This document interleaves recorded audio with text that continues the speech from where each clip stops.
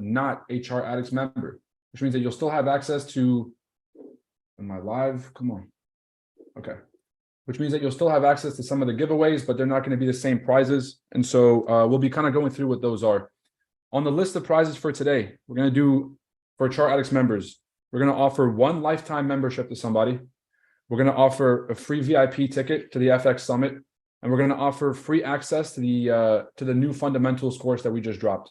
I'm also going to be offering a free one-on-one to somebody in the Chart Addicts group. So if you guys are Chart Addicts members, those are going to be some of the list of giveaways that we do.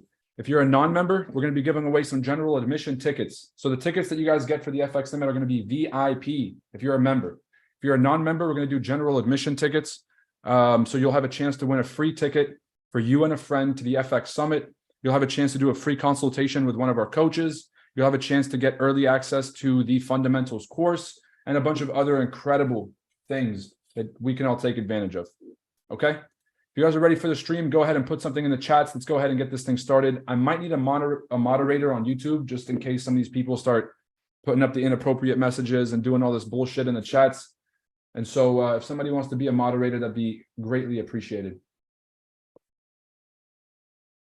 Now, give me 1 second while I take care of this thing real quick on YouTube.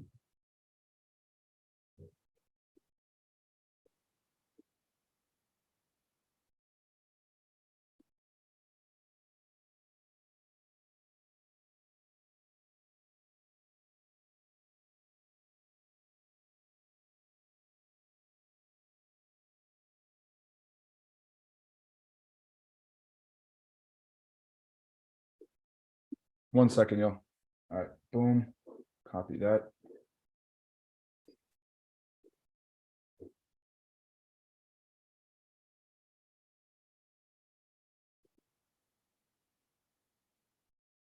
So we should be good. Give me 1 second here. I know I'm missing something.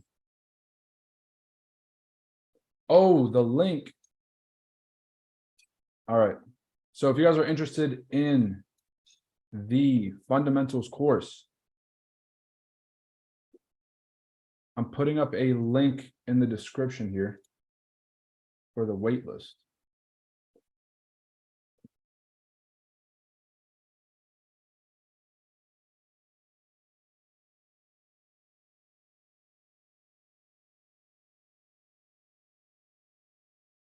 All right, we good? Everybody can see my screen. Everybody can hear me right? We should be ready to roll. Chart Addicts members, you guys are in the Zoom. Non-members, we should be good out here on the YouTube stream. Okay. So 2 big news events that happened this week were Jerome Powell's speech yesterday, and then the NFP news that's going to be dropping tomorrow. So I'm going to show you guys what both of those are looking like and what exactly happened yesterday that got the market so shook. So yesterday was Jerome Powell's speech. Everyone was expecting him to have a dovish tone, or everyone was expecting to have a hawkish tone, which means I was in that camp. I was expecting him to come out and reiterate the fact that there was going to be a ton of, hold on, there's some.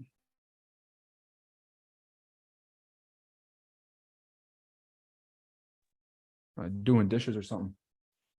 But there was going to be a lot of tightening in the December meeting. And so I was expecting Jerome Powell to come out and do the same thing he did in his past 3 meetings.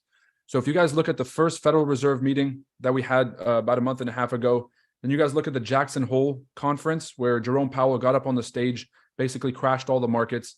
And then if you guys look at the last Fed meeting from the one in October, Jerome Powell did the same thing. Everyone expected him to come up and have a softening of his stance. He got out and reiterated to the market that he was going to continue to tighten the monetary policy until they got inflation under control. And so yesterday we were expecting the same playbook, but he got up and did the opposite. He got a bunch of softball questions. He basically talked the markets into something that we call a relief rally.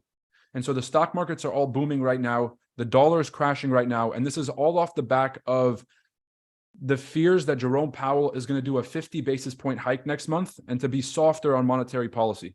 So when the Federal Reserve is soft on monetary policy, it means there's more money in the system, which means that economic activity is more, there's more economic activity, and then there's a promotion of economic growth.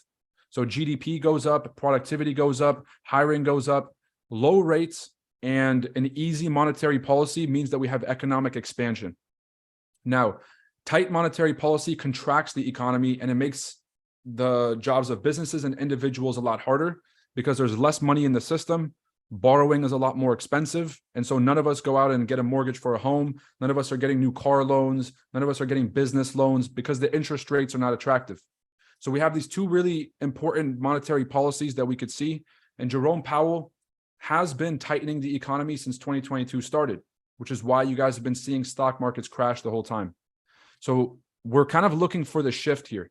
Whenever the central bank stops tightening policy and starts to kind of have like an easier policy, stocks will rally and cryptos are going to rally and gold is going to rally and everything goes up. And so we're kind of waiting for signs to see if we're going to pivot. And yesterday, I think that Jerome Powell gave the market the false expectation that he's about to pivot, which is not true. The Federal Reserve will continue to tighten monetary policy into the December meeting. So then what do we do from here? Between now and the December 13th CPI print. So if I can just show you guys, where's the 13th? Okay, December 13th, we have the next CPI print. This is a monthly print for the month of November, which is going to show us if inflation and the the price of goods and services is coming back down, or if it's going to stay elevated for a long time. So in October, we had the first print that showed us that inflation was coming back down. You know, we had been steadily getting more and more expensive throughout the entire year. Inflation peaked at almost 9% in the summer. And then in October, when we had that, or in November, when we had the print that represented October's inflation numbers, we saw the first little dip. It went from 8% down to 7.7% inflation. So the big question on everybody's mind is, what's the deal with November? Are prices going to continue to go up, or are we going to start to see a decline in prices? And so this December 13th CPI print is going to be very important at showing us whether the Fed is going to get more aggressive. They're going to take they're going to just step on the gas and just keep getting more aggressive, or they're going to take their foot off the gas a little bit and start to relax the monetary conditions, which means that growth is going to start to come back into the markets. So December 13th is going to be the next big economic print. And then December 14th is going to be the next Fed meeting where they're going to either raise rates by 50 basis points or 75 basis points. If you ask me, the Federal Reserve, Jerome Powell's speech yesterday, he said two very important things. The first one was that they still intend on getting inflation back to 2%, which means we're a long way away. He has to continue tightening until we get prices back down. The second important thing that he said was that they don't really have a target range, which means that the Federal Reserve is just kind of I don't know how to say this. They're playing this by ear. So they're not saying that if we get inflation down to 5%, then everything's going to get solved in the economy. What they're saying is that they have a target range that they'd like to hit, and they're going to keep going until they get into a comfortable zone. Now, me as an economist, and I bet millions of economists around the world that had watched this are sitting there wondering to themselves, what the fuck does that even mean? How are you going to not specify the target range that the market needs to be under in order for us to have a healthy economy?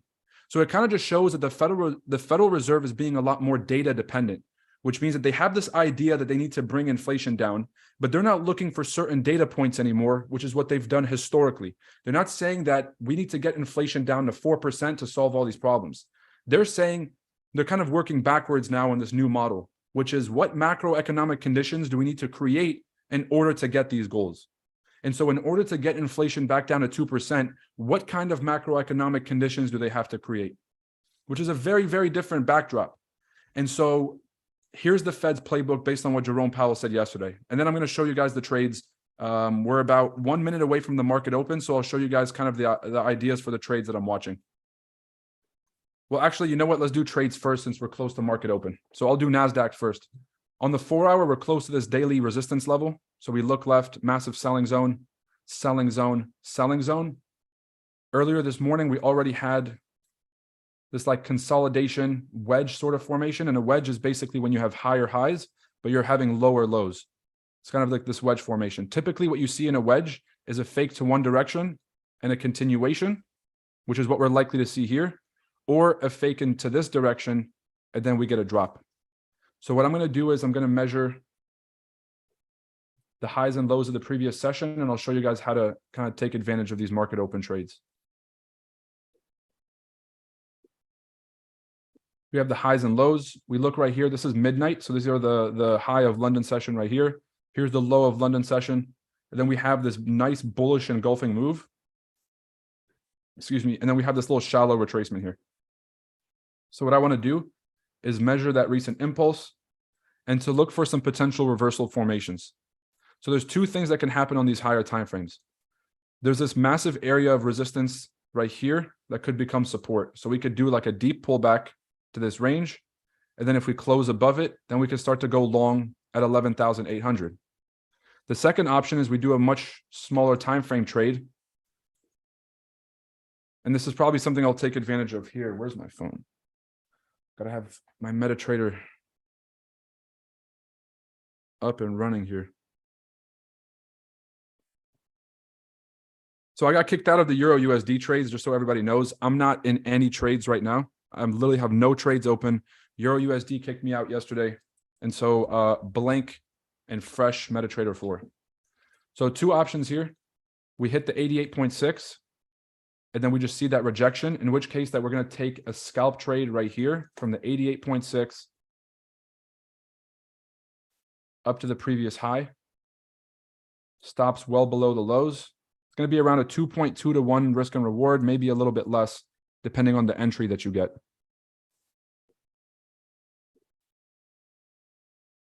We are at this daily resistance, and so I'm not going to just jump in to this trade unless I see some clear rejections, because another option is that we violate the zone down here. So we've already kind of had a fake out to the upside. We can have a fake out to the downside to clear the London session lows, and then we can go long on the way back in. So for example, it breaks out, comes back and closes above these resistance or these support levels, and then we can buy from 11,950. So does that make sense? Massive bullish momentum on NASDAQ. We're waiting for the pullback so that we can continue trading this aggressive momentum. Let me know in the chats if that makes sense. Let me know, YouTube. Am I speaking English? Are we good?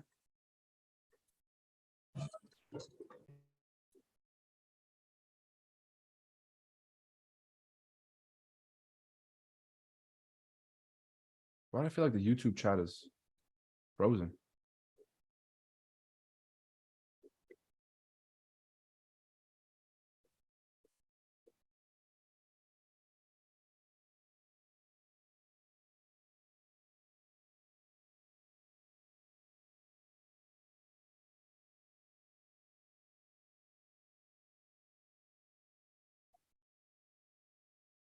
All right, beautiful. So again, if you guys are just tuning in on YouTube, we do have massive giveaways today. Welcome to stream number 100. 100 weeks of providing value, going through news events, live trading, and showing the skill set, showing all the same concepts that we teach at Chart Addicts, and going through a lot of the fundamental news that we cover over on Chart Addicts. If you guys are interested in how to learn or how to trade news and how to take advantage of these news events, I highly recommend putting yourselves on the wait list for the fundamentals course that's in the description of the YouTube description.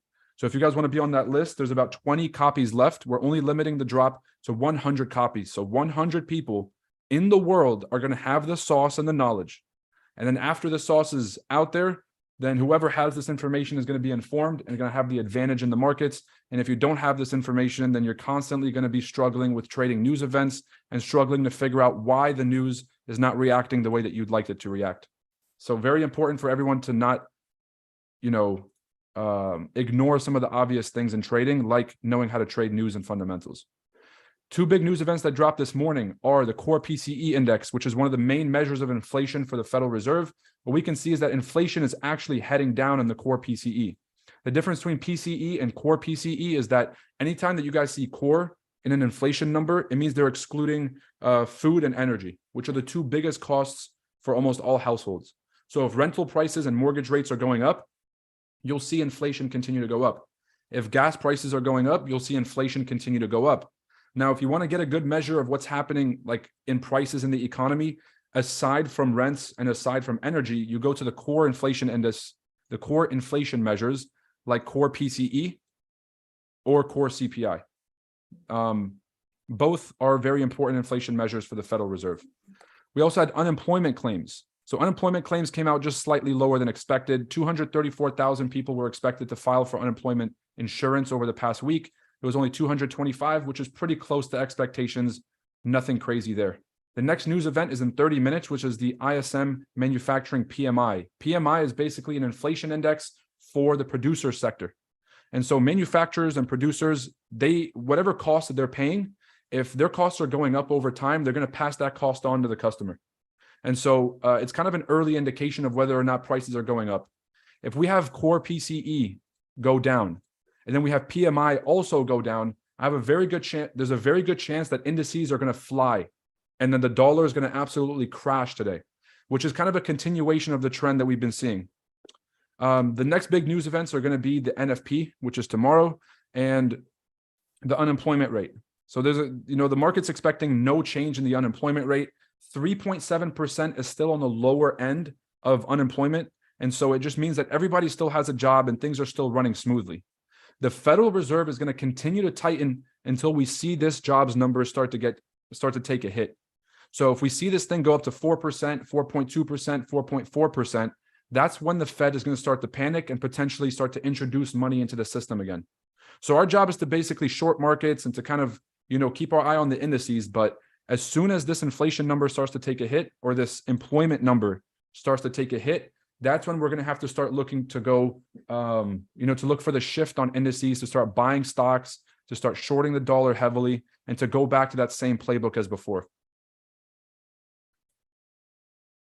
All right, so we're looking at this market movement at the open. No retest of the 78. We're kind of sitting right above the 61 Fibonacci. I want to see a bit of a deeper pullback. I don't really trust these shallow pullbacks. I want to wait for one more pullback to make sure that we're not entering early. The reason I'm very patient for the market open trades is this is my 100th stream. I've done this for so many months and so many years that I've seen different ways that the market reacts in the morning. And the basic playbook is it'll entice a lot of people to start entering early, and then occasionally it'll come down for a better entry before it continues. And so whenever I start to see price breakout like this, I'm always a little bit more cautious, because a lot of retail traders love to trade a breakout right here, when in reality, the best entry is either going to be at the wicks down here or potentially closer to the lows of the market. So entering towards the highs, very risky. And let me show you guys why. Imagine we're going to take this thing all the way to the extension target, -61. If you enter here, a lot of people think that they can put their stop loss just below these wicks. In reality, that's not true. You're going to have to put your stop loss below the previous area of structure to have a responsible, risk parameters. Make sure you don't get stopped out of your trade and the market goes your way.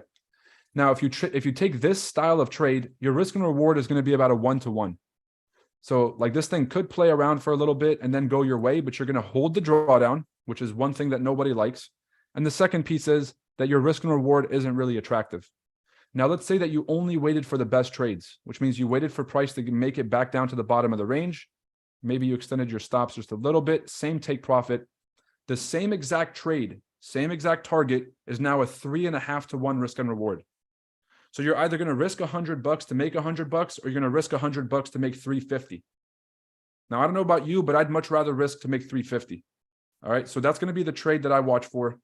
There is a second option.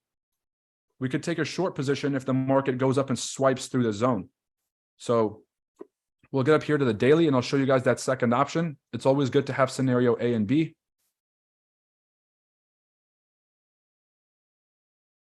And let me just show you guys where we're at on the higher time frames.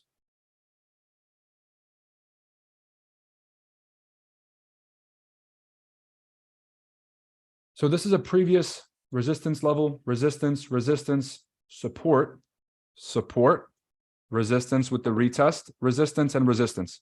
So we are at a major selling zone. It's very important to recognize where we're at.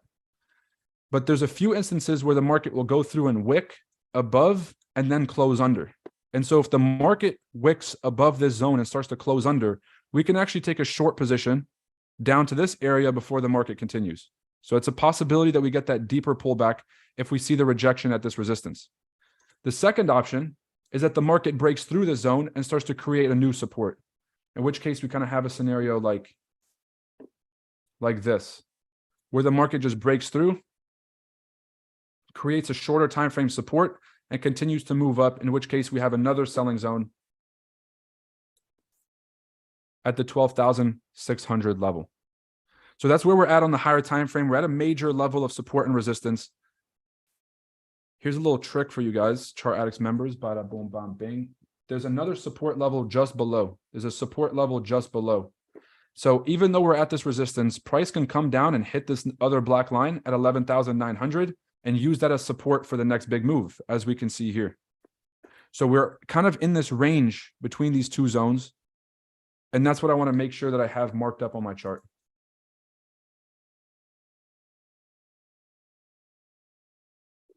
Okay. Beautiful. Now we're back on the smaller time frames. Let's go through and see if we can find this potential trade while this thing sets up. And by the way, you guys see why we don't just enter at the breakout? It is crucial to try and get a better entry. All right, so just a little bit lower down here to 11,900, and then maybe this thing breaks through just a little bit and then comes back above. So we're not going to, we might start to scale into the trades. And then if we see the reaction and a higher low, then we'll scale into a few more entries. I'll show you guys what that looks like in real time. After we have these moves playing themselves out, then we can go through the giveaways and kind of get to that point. Put a 1 in the chat, or let me know if you guys remember me talking about the 165 buy limit. This thing went a little bit below. It went about 50 pips below the zone, came pretty close to that stop loss area. I got my alert. I woke up to the alert on my phone, but I was already asleep. So I couldn't have taken this trade unless I set a buy limit, which I did not do. So I'm not currently in this trade, but this is very straightforward. The market had dropped off from the highs. We got back down to the range lows at 165. We swiped through because the markets are always going to try and grab liquidity. That's just the way that markets work. And then we're having a move all the way back inside the range. What is the playbook when the market's moving this aggressively? Do we just start to enter these shallow pullbacks? In my opinion, no. We wait for price to hit a previous area of resistance. We wait for a higher time frame pullback, maybe this 166 type area, which is also the 38 fib. And then we can take the market, or we can take this GJ trade all the way back up the range. Not that attractive for me unless we get a move all the way back down to 165. And so for now, I'm just kind of waiting for this thing to get back up the range. I'm okay with missing the GJ trade. I don't trade GJ that often. I'm just waiting for the Japanese yen to continue crashing so we can keep buying GJ to the moon.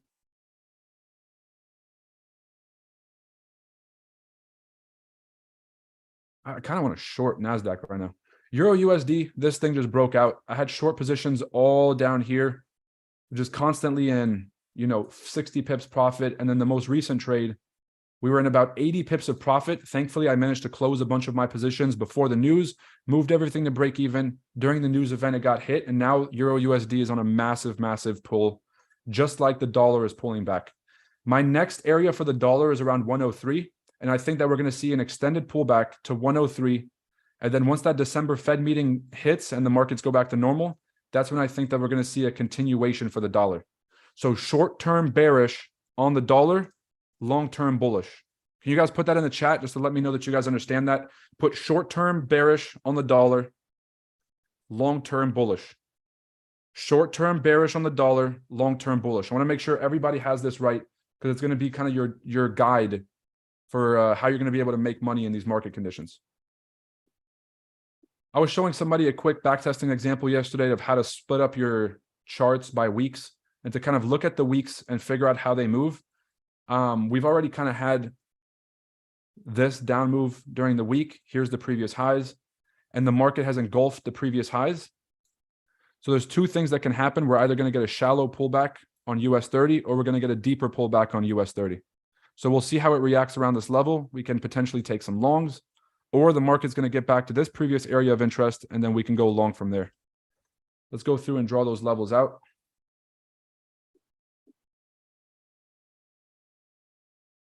And then once we take a trade or once we're waiting for the perfect entry, that's when I'll go through the news events like what happened yesterday. I want to talk about the FTX situation because I know a lot of people are interested in crypto, but I want to show you guys some rules of the road. I've been involved in cryptocurrency since 2014.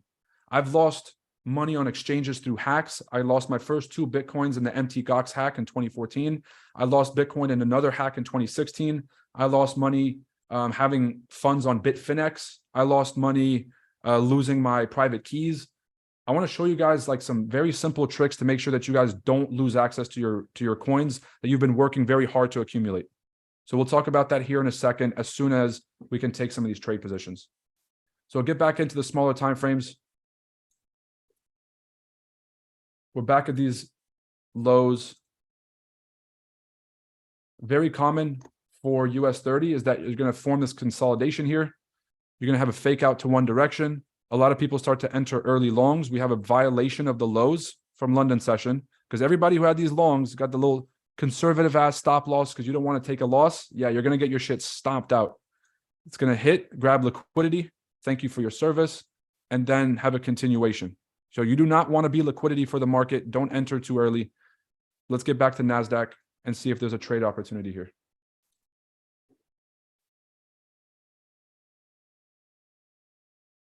So before you guys panic and say that we've missed the trade, quote unquote, give it a second. All right.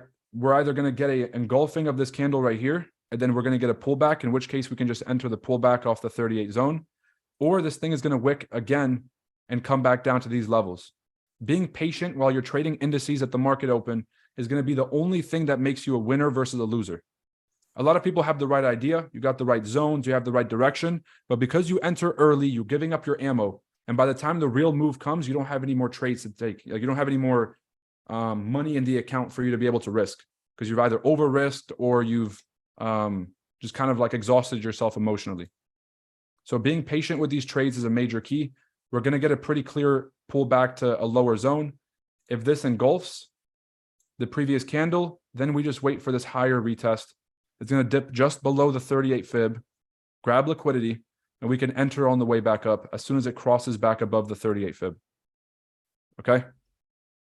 I feel like a fucking NFL coach. I'm drawing all these like lines and I'm putting X's and shit. Then the wide receiver is going to come out back. Then we're going to have a trick play up to the top. That's how I feel. I feel like coach today. GJ is absolutely chugging. Euro USD is chugging. We'll keep an eye on U30. I don't really have a clear idea on U30, so I guess I should get a little bit more clear here. Because if you don't have a clear idea of where your entries and exits are, when the market presents the opportunity, you're not going to recognize it. It's like if you don't know what you're looking for, it's going to be hard to find out when you finally get it, right? And so that's the thing about markets is a lot of you guys don't have a clear strategy. Y'all got to take that Chart Addicts course. And if you don't have a clear strategy, you're always going to be showing up to the markets with a sense of like, you're going to be too reactionary. So you're going to be constantly like being swayed by the candlesticks on the smaller time frames, as opposed to knowing that like, if the market makes it all the way down here, I'm 100% going to enter a trade at 33,675. Like you'll have to fucking hit me with a card to get me not to take this trade. And so now I'm getting very clear about the options that I have and the trades I'm willing to take. The second option is there's a consolidation forming here.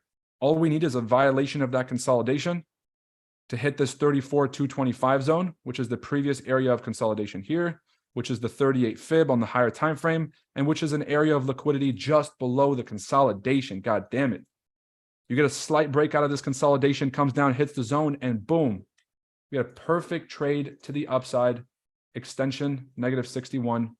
We ain't making it up to the 61. Let me just be real here. Just to be realistic with these markets. What does being realistic with the markets means? It means have realistic expectations. If you measure the average daily impulse on US 30 and it says 379 and you're expecting a 700 pip move in a day, is that realistic to what the market typically provides? The answer is no. So you have unrealistic expectations of what the market's going to provide for you. And because of your unrealistic expectations, you're going to be forcing trades or you're going to overstay your welcome. How many of you guys have been in great trades and you just wanted to hold it for 3, 4, 5x the risk and they reversed on you after you've been in profit? All right. If you don't raise your hand, you're a fucking liar. So everybody's been in that situation where you've been in a positive trade and then all of a sudden it just reverses on you because you're trying to overstay your welcome. If you measure out the daily impulsive moves on any given pair, you're going to get an average daily range.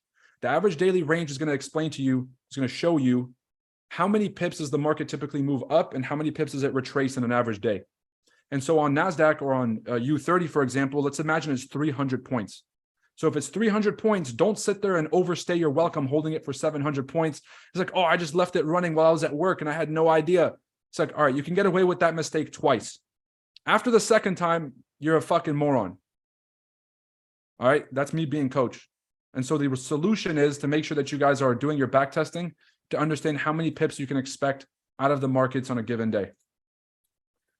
So we're slowly kind of inching towards that engulfing. We still have not engulfed this previous candle. You guys know by definition, what is an uptrend?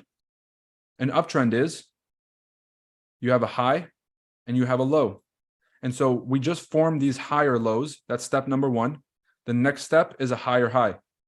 And so if we establish this new higher high, what's the next step after that? You guys let me know in the chats. So if an uptrend is higher highs and higher lows, we've already had a low, this wick high, a higher low, and then we're expecting a new higher high. What's going to be the move after that?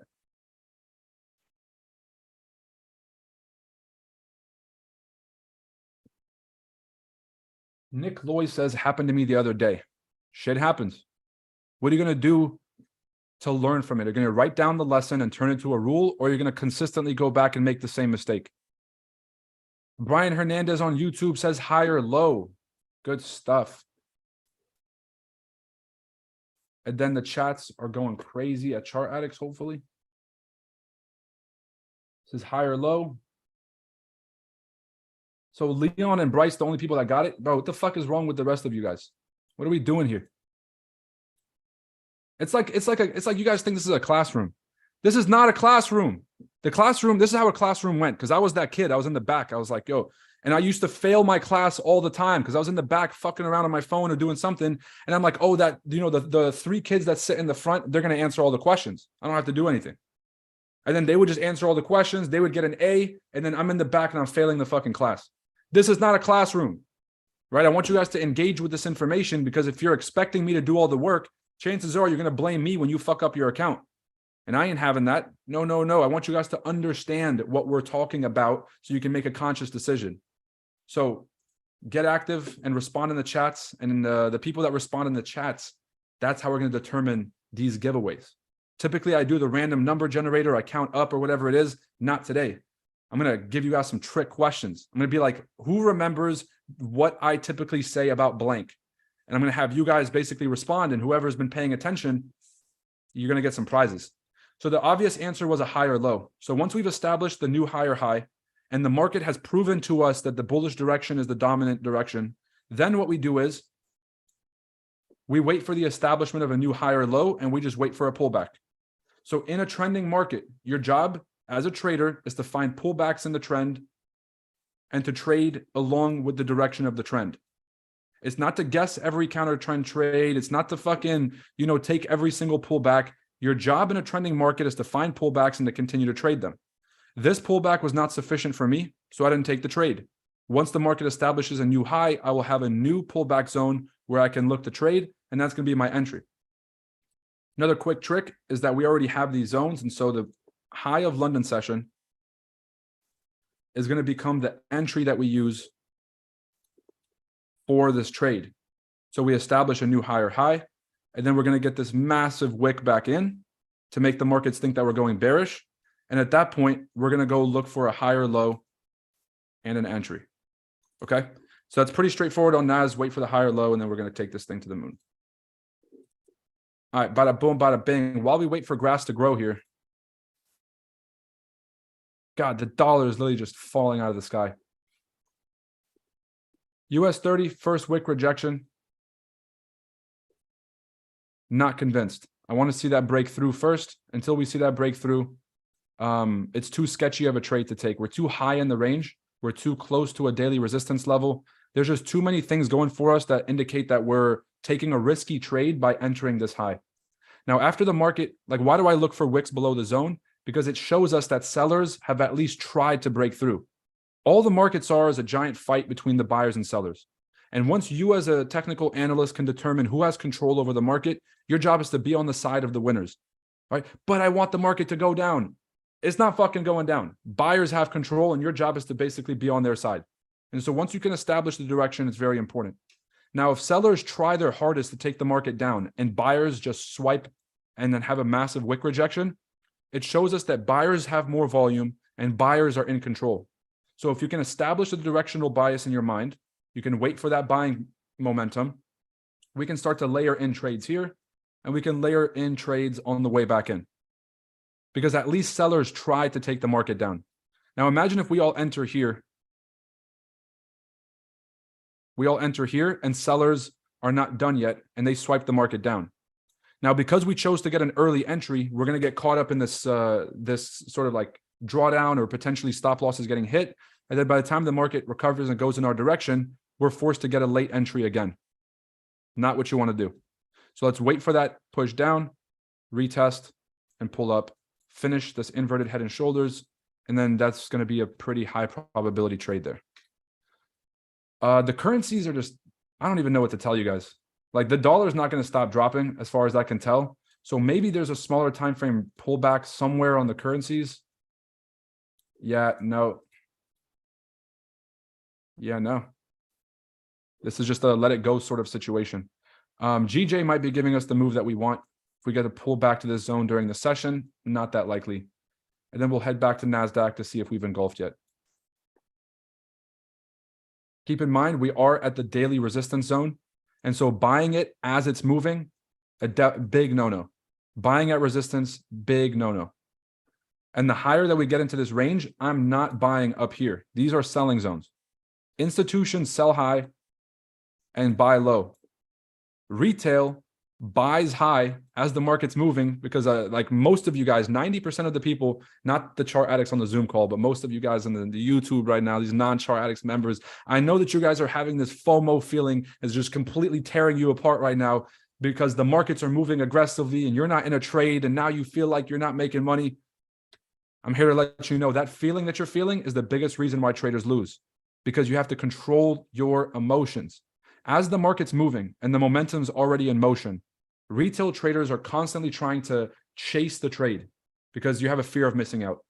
Retail understand, or institutions understand, that it's all about discounts and premiums. And so the discounted price for a bullish market is always on a pullback. That's the cheapest price. You want to go buy a car for $1,000 today, it's at 800. That's a discount. You want to buy it for cheaper. You don't want to show up the next day like, oh, it's 1,500 now, let me buy it today. You're a pretty dumb shopper. Right? So smart shoppers, smart institutional traders are looking for pullbacks to enter low. And then as the market's moving into a daily resistance level and it's getting this aggressive, only the dumbest traders are momentum trading. All right. And I won't say dumb, but I mean like the level of risk that you're taking buying into resistance, into a daily resistance level, where the market has proven to you over and over and over again that whenever it gets here, there's a massive sell-off. And you're like, oh, dude, I don't know about that. I think I'm smarter than the historical data that I'm looking at on the left. And then all of a sudden you see a massive reaction, and you try to enter up here at the extensions and you see a massive wick back down. That's not what, that's not a fun day for anybody. So now that we've engulfed this, I'm seeing a much more likely trade at the 38 fib. Stops below the previous low. It's a 2-to-1 R&R, which is decent, but let's see if we can change the risk and reward on the retest. So for example, market comes down, creates a double bottom at the 78 and goes back above. What I can actually do is move my stops above the 78. In which case that risk and reward for what I'm accepting on this trade is going to be a 3-to-1 as opposed to a 2-to-1. But the way it stands now, 2-to-1 is most likely. That's what we're waiting for. Nice, beautiful retest of the previous London session highs, wick through and close above. Easiest trade of all time. I'm not typically a breakout trader, but for the market open, whenever we see this sort of pattern where there's a consolidation over the previous session, and then there's a clear break and retest at the market open. So you guys see this wick that broke back in and retested. That means that a lot of traders have their entries sitting right here. Okay, a lot of buyers. And I've been in this situation where I caught the first trade at the market open. I'm like, guys, we're in this trade. We're going to ride this thing out all day. Let's just fucking jump on the NASDAQ train and we're just going to millionaire land. And then all of a sudden, an hour later, the market comes back and hits my break even just to find out that it went back in my direction. So markets will come back to your entry multiple times. And if you're arrogant enough to believe that you can move your stops to break even and just ride out a pair for the rest of eternity to never ever land, the market's going to have a surprise for you. It's going to come back and snatch your money over and over again, like as if you lived in Oakland, California. All right. Some people got the fucking joke. Some people didn't. Liberal cities, guys. Liberal cities. That's the punchline. Patience gonna get us success. Let's keep those emotions to the side and train when needed. Patience is key. Patience is king. Just to see what you think. Do you think EJ has a pullback enough for a retest? I'm pretty sure Omer, co-founder, Chart Addicts, one of the best traders on the entire globe, may have called a Euro JPY trade earlier. Let's see what's going on here.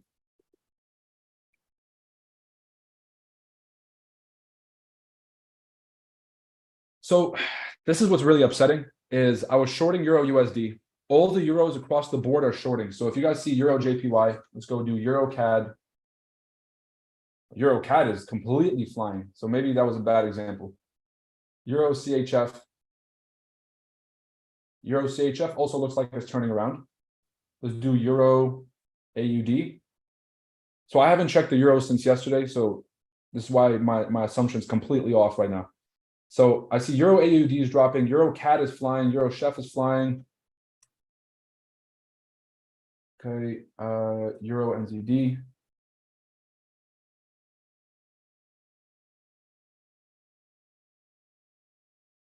So Euro NZD is dropping. So on average, I think the Euros are showing some weakness, but it depends on the currency pair that's being traded against. So because the dollar is crashing so aggressively, Euro USD is flying. But let's go through Euro JPY real quick. We have this previous resistance level right here. Let's go through and look at the weekly where we at. Okay, we're at these highs. The only thing is the daily is still creating these higher lows.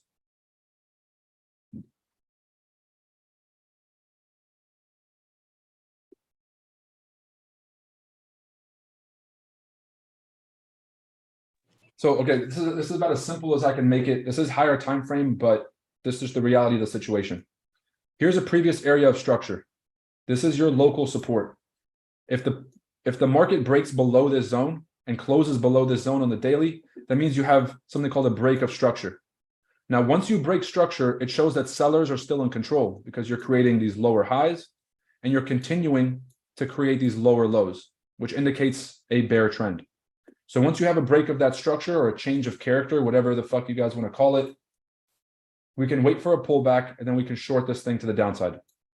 Where I'm looking for the pullback is 143.9, which is all the way up here at the daily resistance zone. You're like, well, Roy, I don't think it's going to drop from there. Well, the market might disagree with you because the historical data is showing us that the market's going to drop from this zone. So you can choose to fight reality. Or when it gets up here, if you guys are in any buy positions or whatever the fuck you're in, once it gets up to 144, this is where you're going to want to get out. Or if you're in shorts, this is where you're going to want to stack some more entries.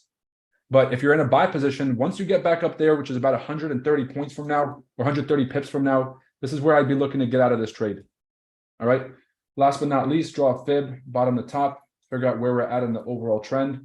Beautiful double bottom at the 78, massive wick rejection through the zone. We're starting to break back above, ladies and gentlemen. Looks like we have a long position here. Is this what you guys saw? Whoever was trading EJ earlier in the chats, is this what you guys are looking at, or what's the deal here? Smaller time frame, pretty straightforward. This is about as simple as it can get. 1 hour, go to the 1 hour impulse, measure the 1 hour impulse. Okay, if it comes down to wick any of these, the 78 or the 61, and it breaks back above this daily resistance, this daily support level, then you can buy EJ. All right, so you're sitting above that daily support zone. If it comes down to retest and wicks above, you have a pretty good buy position here on EJ. The market's still bullish.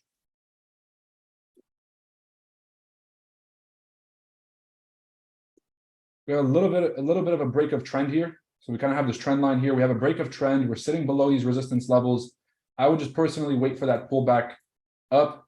And then if the price rejects right here, you see a smaller time frame reversal pattern, break and retest, double top. That's where you can take some shorts at 144. I think I just beat that EJ analysis to death. We're good.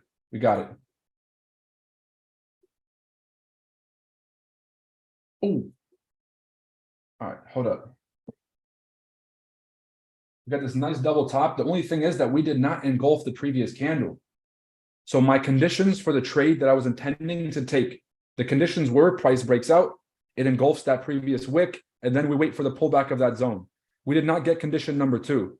And so there is a potential trade opportunity here, but it's going to be riskier than, than expected because not all my confirmations are there. And so personally, I don't take trades that don't meet my confirmations. I don't give a fuck what's about to happen. If I miss a million pips, if, oh my God, Roy, the markets are running and the markets are moving without it. I don't do that. If the markets run without me, I'm perfectly fine with missing the trade, but I need those conditions. So now I have to be adaptable as a trader. So what do? I'm looking for this zone to get violated because I want to see that sellers at least tried to push the market through. If sellers are just waiting and lurking in the background, and then we get in a trade, and then all of a sudden they step in, I'm like, fuck, I didn't see them coming. All right. And it's impossible to know who's sitting on the sidelines in the markets and who's going to step in to negate the value of your trade. So the easiest thing for me to do is to wait for sellers to step in and then wait for buyers to continue to dominate this trend, which means that buyers will reject the price, creating a higher low. And if buyers create that higher low, then we have a continuation to the upside. And we're going to fly to the moon and we're all going to be rich and Lamborghinis for everybody. All right, there's that US 30 drop through the zone. Now we wait and see if buyers step in. If buyers do not step in and we have a violation of this zone, then I think that we can start shorting people. So that would be, I think, best case scenario is if we get a closure down here, full closure, then we just wait for that pullback and then, oh my God, straight to the bottom of this range. Most beautiful trade in the world. Let's do a quick giveaway. Somebody answer a question for me. Oh God, I want to make sure these questions aren't fucking just bullshit, like simple questions, because everyone's going to answer it. It's going to be like, damn. I want to see who's been paying attention. What's something I say all the time? It's like hard to miss.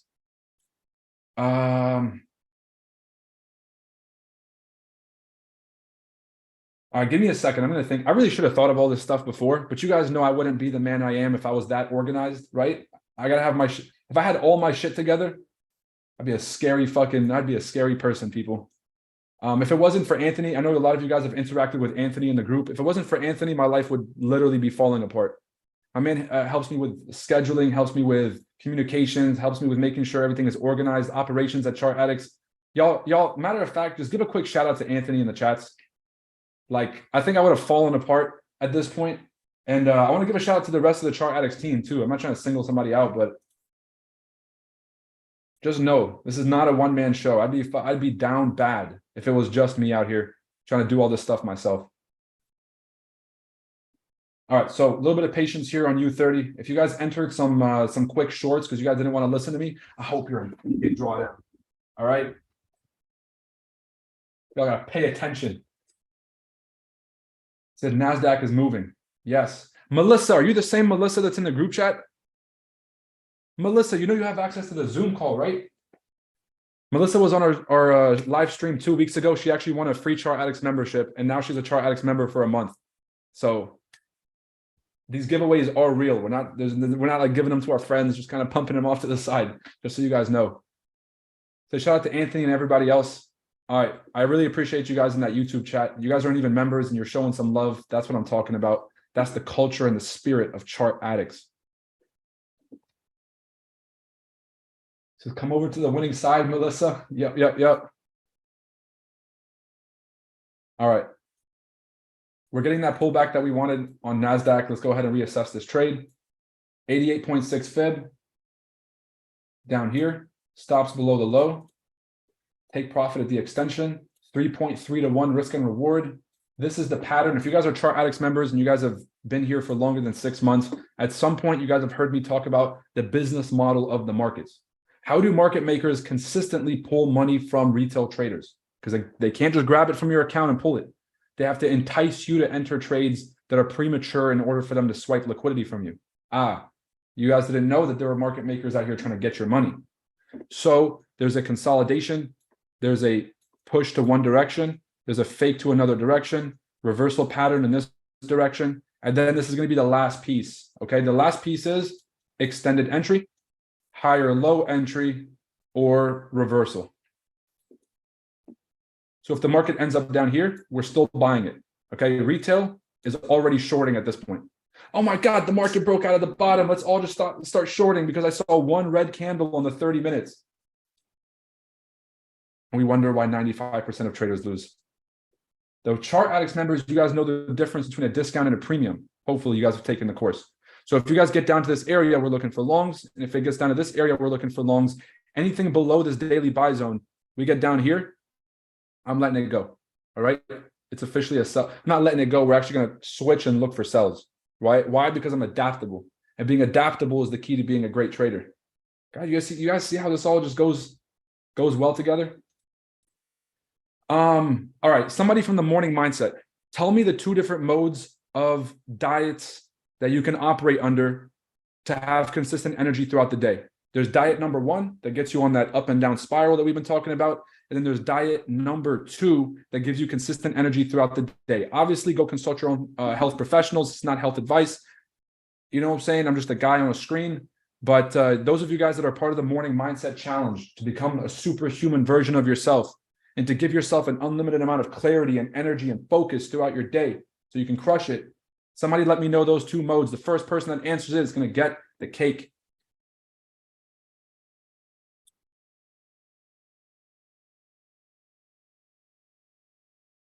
Would you say you follow smart money concepts? I'm a smart trader and I make money. That's a concept for you to take home with you, Bryce. He said Roy on Fuego, ketosis and glucosis. Gabriel, you just won yourself a free month of Chart Addicts, my boy.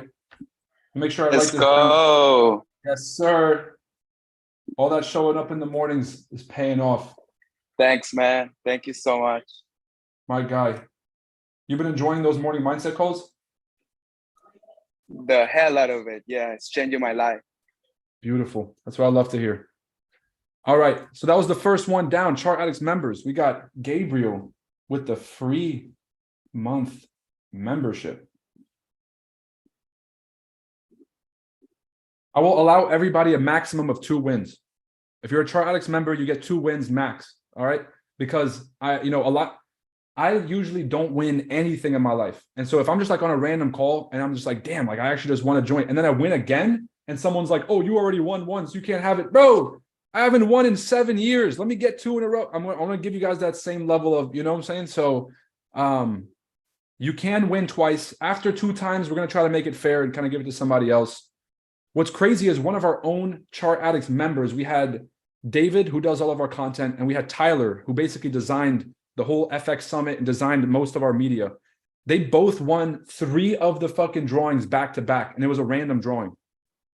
All right, people, price is at the 88.6. I'm not taking a trade just yet because if we enter prematurely and price just breaks through the zone, we're going to look pretty stupid.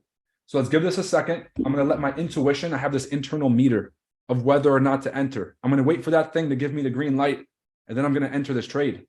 Right now, price is hugging the 88.6 a little bit too aggressively, and so I want to see a violation of the zone, and then I'm going to get onto the smaller time frames and look for that wick rejection back up.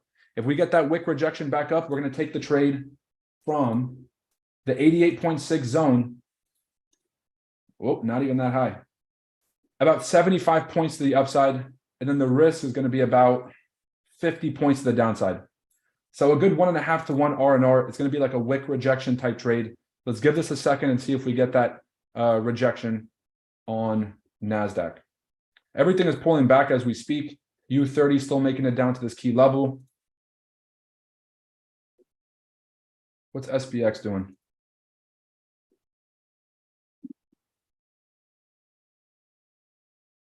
What is this random zone I just drew? Oh, that was yesterday's highs. Okay. SPX is basically just a carbon copy of US 30. So the top 30 stocks that are in the Dow Jones Industrial Index, they make up the top 30 names in the S&P 500 index. So there's an overlap there between those names, which is why you guys will see SPX and US 30 move in tandem with each other. But NASDAQ represents the technology sector, which is not industrials. And that's why NASDAQ has its own personality and moves differently. Now, in a risk-on environment, and Chart Addicts members will talk about risk-on sentiment more over the next coming weeks. But if there's a risk on sentiment in the markets, then all equities move the same. But if there's a risk off sentiment, same thing happens. Right now, because there's so much speculation going on in terms of monetary policy, the industrials are moving over here, and then NASDAQ is moving over here. And the best way for you guys to tell, all right, people, I'm going to take this scalp real quick on NASDAQ. I'm entering a long position at 11,975. 11,975.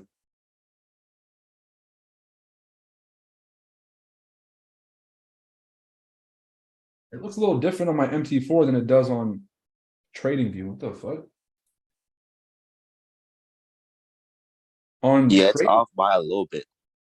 Like on TradingView, I'm seeing that 88 rejection on Same. There's no rejection at all, bro. What the fuck? What broker are you using? Same thing. What broker are you using? Hugo. Yo, what the fuck is Hugo pulling right now, bro? Yeah, bro. I was like, what is this? All right.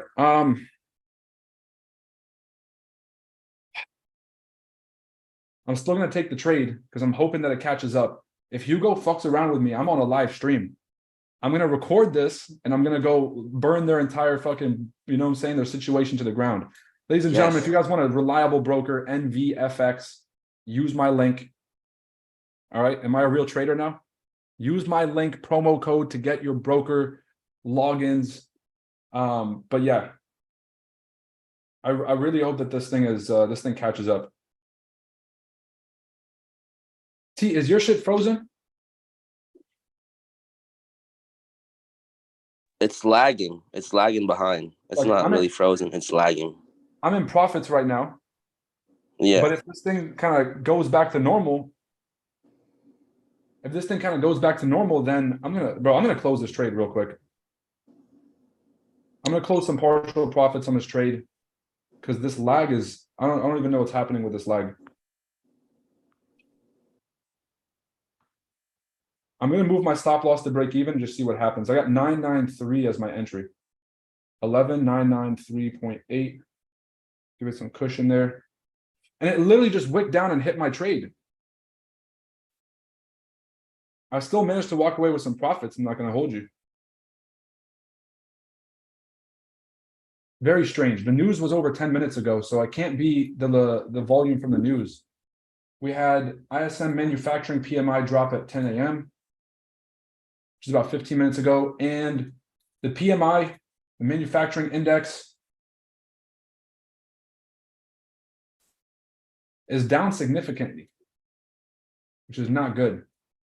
I'm waiting for this thing to wick back above the zone. We're going to get a chance to see if the markets are flipping or not. Most likely, we're going to get a reaction around this level down here at 11,900. But based on what just happened with this confusion between the broker's price and the TradingView price, did anybody manage to get in this trade? And if you got in this trade, did you guys manage to get out in time? Let me know what happened, because at this point I'm a little bit pissed off at I can't even really be mad, T, because honestly I made profits even though the market started to reverse. So I don't really know if I'm upset, but I'm just upset at the trading conditions. Like, what the fuck is the lag here? Yeah, Hugo be on like that. Bro, buy after this and remind me to fucking reach out to Hugo. I'm gonna stop fucking around. Send him the clip. Somebody else had a question. What's the deal? Yeah. I just said you got in for a buy on it. Yeah, I got in for a buy at the 88.6. It whipped up. I was in profits. The market on TradingView started to drop dramatically. I closed the majority of my trade, moved my stop to break even. The Hugo's Way chart started to catch up and it hit my break even. And I at least walked away in some blues. Yeah, I lost like $40 on it, but it wasn't a big deal. Damn. Yeah, I moved out really quick. GJ giving a good pullback, 30, 40 more pips in the rejection. Nice. It's dumping for a buy. Yep, up. All right, if you guys got out unscathed or with minimal loss, I think that's still a win, especially if there was any kind of like manipulation with the broker side. I still see this thing wicking back through, and so I'm not fully convinced. US 30, however, US 30, if it doesn't reject off of this 38 fib, if it doesn't wick back above, then this thing is going to continue to drop We have a closure below the zone. And then we can short off of the retest of this head and shoulders. You just draw a zone all the way to the right shoulder, wait for it to hook and sinker right there at the left shoulder. All right, so it looks like we're getting the much needed pullback or the much anticipated move from yesterday. So we'll see if price ends up wicking back above. I don't chase trades, and so we would have either entered shorts at the very top, or after price wicks back above, we can enter longs down here. Chasing the shorts as it's moving is a no-no, major no-no.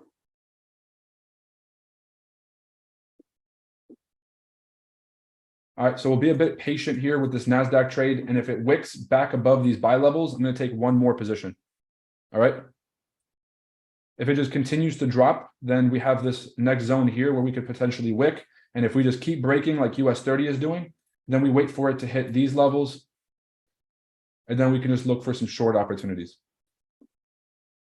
All right. You got to have a point of no return. Let's go through some other news. Or some other giveaways, I mean. Who can tell me what... God, this is going to be a good one.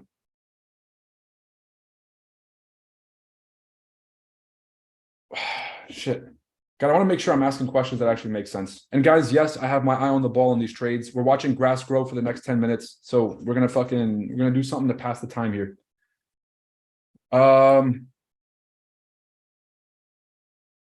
Ooh, I got a fun one. Who can tell me what it's called when an exchange or a hedge fund mixes their client money with the money of the firm? So typically they're supposed to be separated. You're not supposed to use client funds for proprietary trading. You're not supposed to use proprietary funds for client deposits. What is it called when you're mixing up those funds together? And let's see if anybody knows a little bit about this finance life. Gandhi says fraud. You guys are fucking hilarious. Oh, that's fucking hilarious. All right, Fabian. It was funnier when they said it the first 5 times. Come on, guys. What is it called when you're mixing the client funds and client deposits, which banks and hedge funds are not allowed to do? Mixing those funds with the proprietary funds of the company and just like putting them all in the same bank accounts and taking some money from the clients and mixing it over here. What is that called? It's a very big concept in finance, and I had to fucking study for this thing when I had my Series 7 and my Series 66 licenses. There was chapters on this of things you're not allowed to do.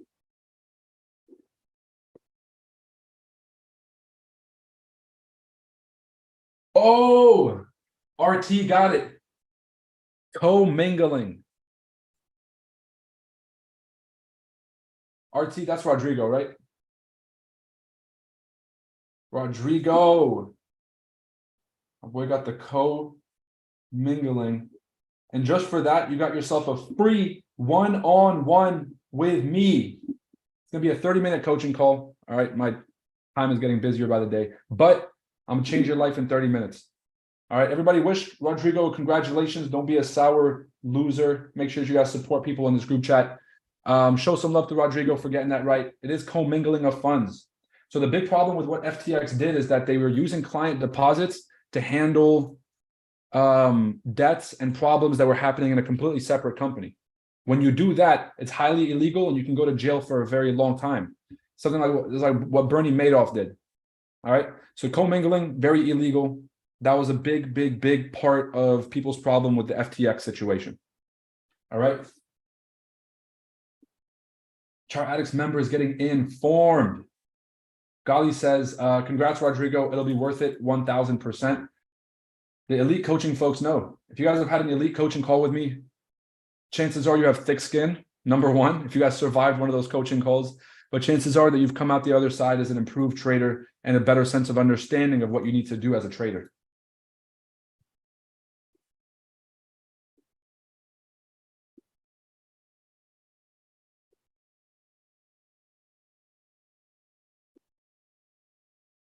I'll be real with you guys. I'm not really sure what the markets are doing. Let's go ahead and look at the news for today and say, is it bullish or bearish compared to what the market should be reacting to? So inflation coming down is actually good news for the markets, which means that the Federal Reserve doesn't have to be as aggressive next year, okay? Or doesn't have to be as aggressive in the December meeting. And so if the Fed's not going to be as aggressive, that's bullish for stocks. So technically this PCE news was bullish for the stock market. Then we had unemployment claims basically come out as expected. So that's not bullish or bearish. But then the manufacturing index came out just slightly lower than expected. That's not, this is still pretty close to expectations. This is neither good nor bad for the markets. So the only real news that we've had today was this PCE news that came out better than expected. So it should be long-term bullish for the markets. However, we're seeing a massive sell-off, and so we just trade what we see, not what we think. What I'm seeing here is that if we close below the zone, then we can wait for the shorts. So for now, we're sort of just waiting for that hourly closure at 1 p.m. Eastern. On NASDAQ, I'm still expecting this thing to flip back up, and I will catch my trade. All right. If there's no clear trade, at least we gave it an attempt and we didn't lose a lot of money. And so protecting your account is the #1 priority for a trader. You're a professional risk manager first, and then you're trying to gamble and make money second. And so as long as you guys made it out unscathed today, especially with all the news that's happening, I would consider that a win. Now, if you're over leveraging or you're over trading or trying for too many entries, then you're going to end up being very disappointed at the end of the trading day. And there's not much that we can do to help at that point. All right. So give yourself the advantage on that side. Now, I see a lot of people in the YouTube chats that answered it correctly too. Dominic Phelps, I see you with the commingling. I see you there, Dominic. We'll get back around and give you guys another chance to answer some questions on the public side. Yeah. The next couple, the questions are going to keep getting harder. We're going to do this like Jeopardy. The harder the question is that you answer, the bigger the prize. If you guys want to win a free VIP ticket to the summit, which is a $2,000 value, access to the post-conference events to go meet all the GOATs in the industry, access to the private rooms and the private small group meetings at the FX Summit Conference. If you guys want access to all those different verticals, you're going to have to answer a tough fucking question. And so that's what we're going to do, is the questions will get tougher and the prizes will get better. I'm starting to see that rejection. I just need it to get just slightly above the 88.6. If I see even a slight move above the 88.6, my finger's on the trigger. My stop loss and my parameter is already set. 11,915. So if the entry is at 975 and the stop loss is at 915, you have about a 50-point stop loss, 500 pips depending on the broker that you're using. Okay. So, oh, what's this you're asking? Oh. No, you guys don't know about this. Our merch store is up and running. We don't advertise it because at the end of the day, I feel like it's like another thing that I'm very bad at organizing. But again, shout out to Anthony. You guys know that he's the GOAT. He helped set up that entire merch store. And we do have merch if you guys are interested in repping the Chart Addicts brand. Black t-shirts, gray t-shirts, white t-shirts, logo. You can wear it at the gym, lounging around at your house, or hanging out with your spouse. Either way, it's perfect lounging gear, and Chart Addicts is the best way to remind yourself that you're on the winning team. So I don't even have a link. Anthony, do we have a link or something for the merch? It's like, just think about it. It might show up to your door. All right. All right, let's do a quick giveaway while we wait for this thing to wick back up. Bada boom, bam, bing. What can we do here? What can we do? What can we do? What can we do?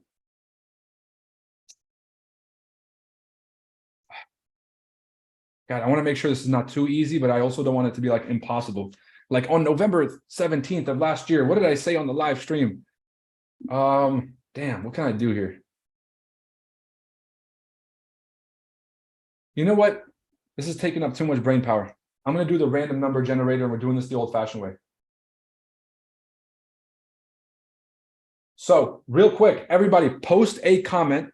And for the next 15 seconds, I'm going to allow everybody to post a comment. Then I'm going to do a random number generator and just count up from the bottom to the very top. And if the number is like 30, for example, the person who's the 30th comment up gets to win. Putting up more comments is not going to help your chances. You're probably going to hurt yourself from what I've seen in the past. If you post 5 of them, chances are we're going to skip you and go up to like the next person. That's just what I've seen statistically. Make sure that you guys do not double comment, or I'll probably just skip over your name. The clock starts now. 15 seconds, people.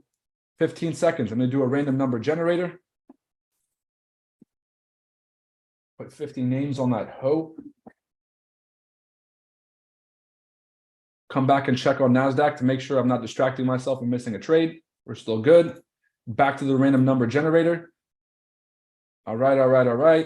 Bada boom, bada bing. That was 20 seconds. I completely fucked up. All right, we're done. No more comments. We're done. The last comment on YouTube is Onard Williamson. Onard Williamson. You people on YouTube are insufferable. Cut it out. Look at these, bro. Stop it. I have to scroll up. You know what? I'm just gonna skip the YouTube shit at this point. If it's too much work, people, you guys know me. By the way, based on this this next candle that's forming here, the chances that we pull back bullish are actually getting very slim. I'm starting to see a potential reversal here, but until we break through this zone, no clear indication just yet. So let's see if we get a wick through this zone and a continuation back up. Very possible that we still get that move. Okay.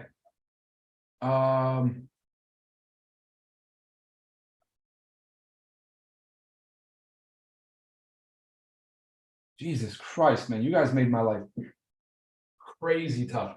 All right. Here's what we're going to do. I'm going to do a raffle for the public on the YouTube, and I'm going to do a raffle for the Chart Addicts. We'll do one separately. Okay? Deal? So for the public, we'll do that first. I'll do a random number generator so you guys can see that I'm not fabricating these results. Boom, random number generator. That says number 3. That says number 3.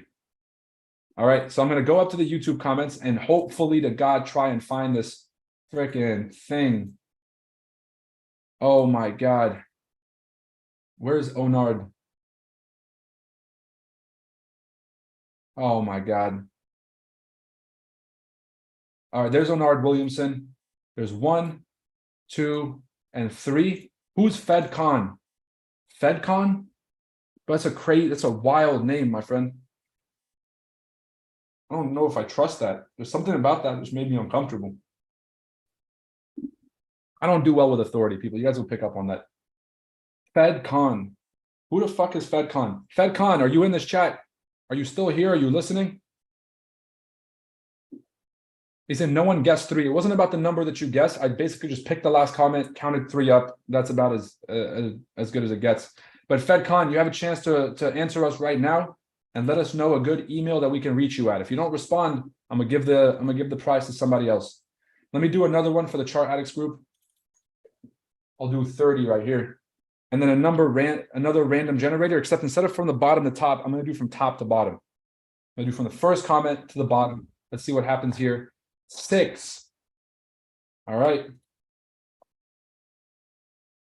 We're seeing a nice little rejection here on NAS. I just want to see this thing pull back up. Oh, stop playing. We're going to get the best trade after having waited an hour and a half.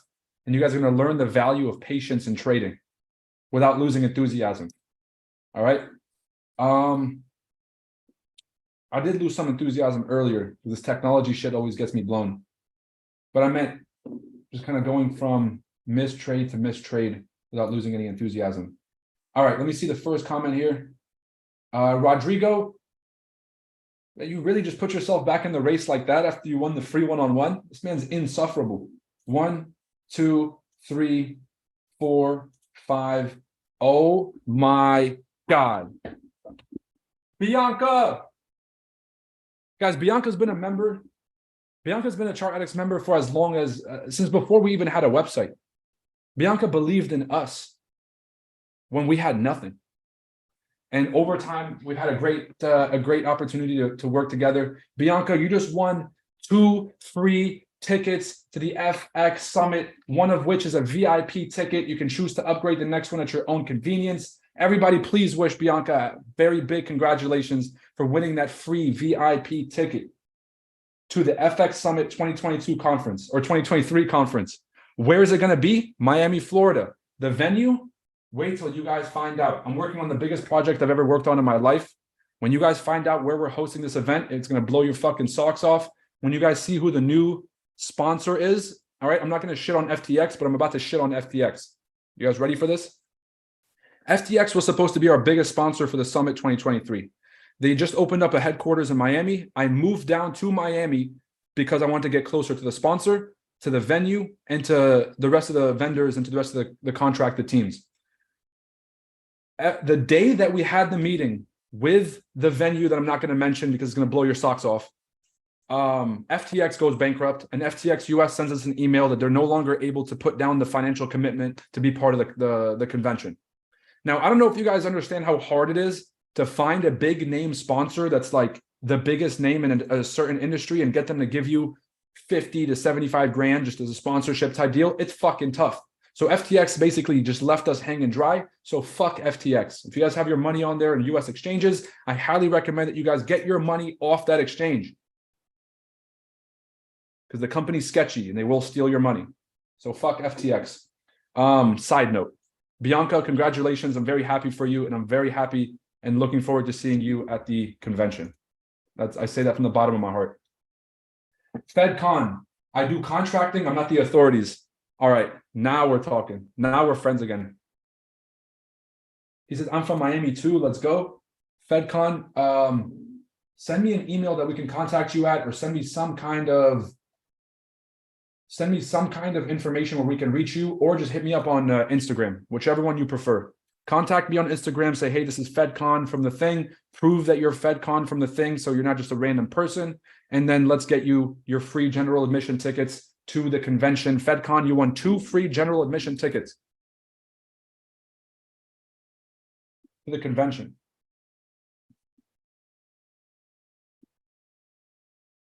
Guys, we're doing great so far. Gabe won a free month of Chart Addicts. Rodrigo, my man, talking about some co-mingling. We won free one-on-one with me. All right, we can co-mingle funds. And then Bianca, you're going to get 2 free VIP tickets to the convention. I'll see you there.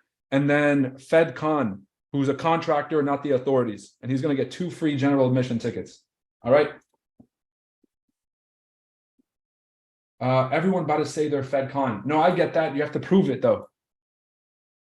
That's why I'm saying FedCon, just send me an email or something I can reach you at. If you're a contractor, bro, put your email and,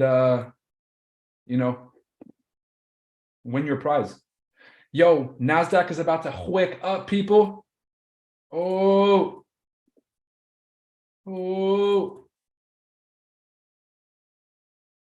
I got half a mind to start scaling in now, which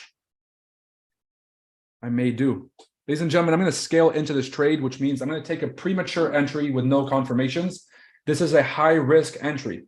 If you're only using a 0.01, or you only have one trade in your arsenal and for your risk management, you want to wait for price to break back above here. But what I'm going to do is I want to get a better entry. And so I'm going to try and layer in, which means I'm going to enter half my position down here. And then, I'm going to enter 70% of my position down here. And I'm going to enter 30% of my position once it breaks back above the zone. Please, Hugo, stop fucking with me. Do you guys know when that loading bar happens on the loading screen of your broker? And then you're just like sitting there waiting to see what it comes back as? All right. So 0.5914. I'm just going to do 910 as my stop loss to give it enough room to breathe. Okay, that's my first entry. The second entry is going to be when we break back above the 88.6. So I understand this is a bit risky because we could retest the outside of this range and keep dropping. However, this is a great risk and reward entry down here. We have about a 4. All right, let me adjust this real quick. A 4-to-1 risk and reward on this trade.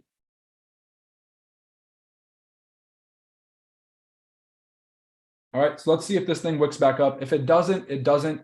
Make sure that you guys accept and understand the risk on these trades. So if I'm risking $900 on this position, for example, I want to make sure that I'm okay with risking $900. Because if I'm not okay with it, I'm going to be fucking pouting around. I'm going to have a bad day. It's going to affect my mood. And that's not what you guys want trading to do. You want trading to help your life, but you don't want it to start ruining the quality of your life because you lose trades, you're over risking or whatever.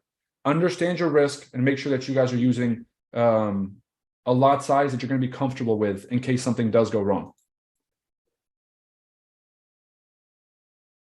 All right, I really hope FedCon finds a way to contact us because this man kind of loafing on the contact right now. It is what it is. We still have a bunch of more prizes. The fundamentals course that we just released, there are 20 copies left. So there's only going to be 100 copies available in the whole world. 100 people are going to get my method and my system for how to navigate news events and how to basically predict what the markets are going to do. I don't say predict because it's impossible to predict. However, I'm going to show you guys my proof that I can predict the markets, predict in quotations. And that's going to be my argument for why some of us can predict it if you have the right model. So you guys can go to the free resources and the analysis tab on our website, and we'll go through some of these things. And as NASDAQ slowly wicks up. All right, I'm holding some drawdown here. I'm holding a little bit of drawdown on this trade as soon as we entered. And I'm allowing patience to basically do the rest for me. All righty.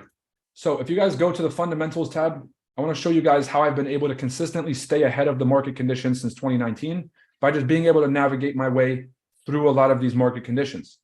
So, when we traded Brexit, for example, a lot of traders lost most of their money trading the Brexit situation because it was new. A lot of people didn't know how to navigate their way around some of these conditions. And 2019 was just a rough year for most traders. But you guys can see the Brexit breakdown and what we expected. If there was a soft Brexit, a lot of volatility, GBP weakness, and euro was going to crash. Same thing the other way around was if there was a hard Brexit, which ended up happening, there was going to be some GBP weakness and there was going to be a euro crash. So that was a pretty good playbook for how we were able to navigate the news for something that most people just didn't know how to understand. Let me go through something a little bit more that hit home. The coronavirus crash, which was probably the biggest event for most of you guys if you were involved in markets, but for some of you, you were just not involved around this time. Excuse me.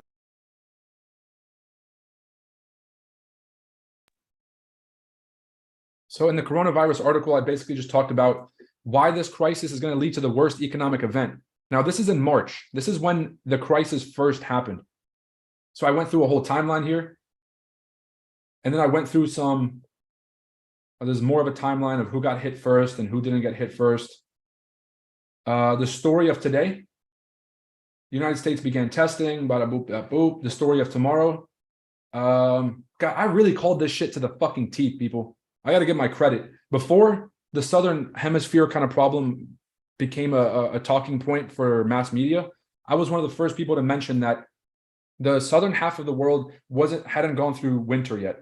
And so in the few months, once winter hit for those countries, we're going to see another spike in coronavirus, which is exactly what happened in the second half of the year. All right.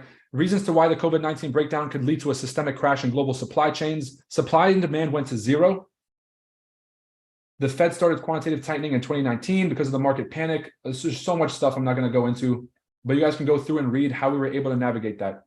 And here's the articles that started to really, really get accurate to the point where it's kind of scary. And this is the model that I'm teaching in the course for how to look at the markets and how to be able to determine whether or not, whether or not you can make money. So I wrote this 1 month after the crash. This was the total outlook for 2020 and how we were supposed to trade the 2020 pandemic or the 2020 just like market condition. So I go through currency by currency. The US dollar, I talk about the top concerns. So the top concerns in 2020 was the oil war. We had the China trade conflict, phase 2, thanks Trump.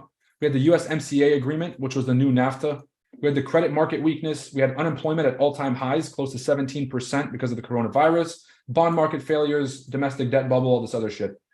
The top concerns are going to be testing the population for COVID, stimulating the stock market through quantitative easing. All right, so all this stuff. So I basically just gave the bullish and the bearish scenario for each case to show you exactly what to watch out for, whether the markets are going to go bearish or not. The dollar is the central currency for all central banks. Most of them are pegged to the dollar. The demand for dollars will be higher than ever if there's a global collapse of credit institutions. When there's a higher demand for dollars, the dollar goes up. That's exactly what we've seen since 2021. We've seen a rapid increase in the value of the dollar.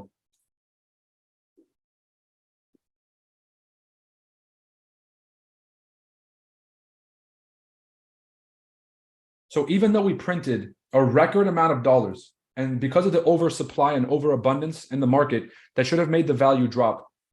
in the bearish scenario from April when the article was written down to early 2021, basically the markets were bearish because we printed $17 trillion. But then because the global demand for dollars started to get ahead of the supply, and all central banks that were printing their own currency, they had to get dollars in the bank in order to give their currency value so they can back their currency with a collateral. And that's when we ended up seeing the dollars rise this entire time. And so this article basically outlined the conditions for the bullish dollar, which is the demand is going to be higher because of the collapse of the credit institutions around the world. If the Federal Reserve continues to pledge unlimited quantitative easing, there's going to be an abundance of dollars in the open market, okay, which should be bearish. However, the issue is that funds will be concentrated among a few member banks, which will be expected to make loans and stimulate the economy. The banks will not want to take the risk of loaning in a desperate market and will reinvest the dollars, creating a shortage in supply and then creating a rise in the value of the dollar. Guys, I can't put into words how accurate this shit was, because you can go read Bank of America's research. I was still working at Bank of America when I wrote this. Bank of America's research team was not saying the same thing. JP Morgan's research team was not saying the same thing.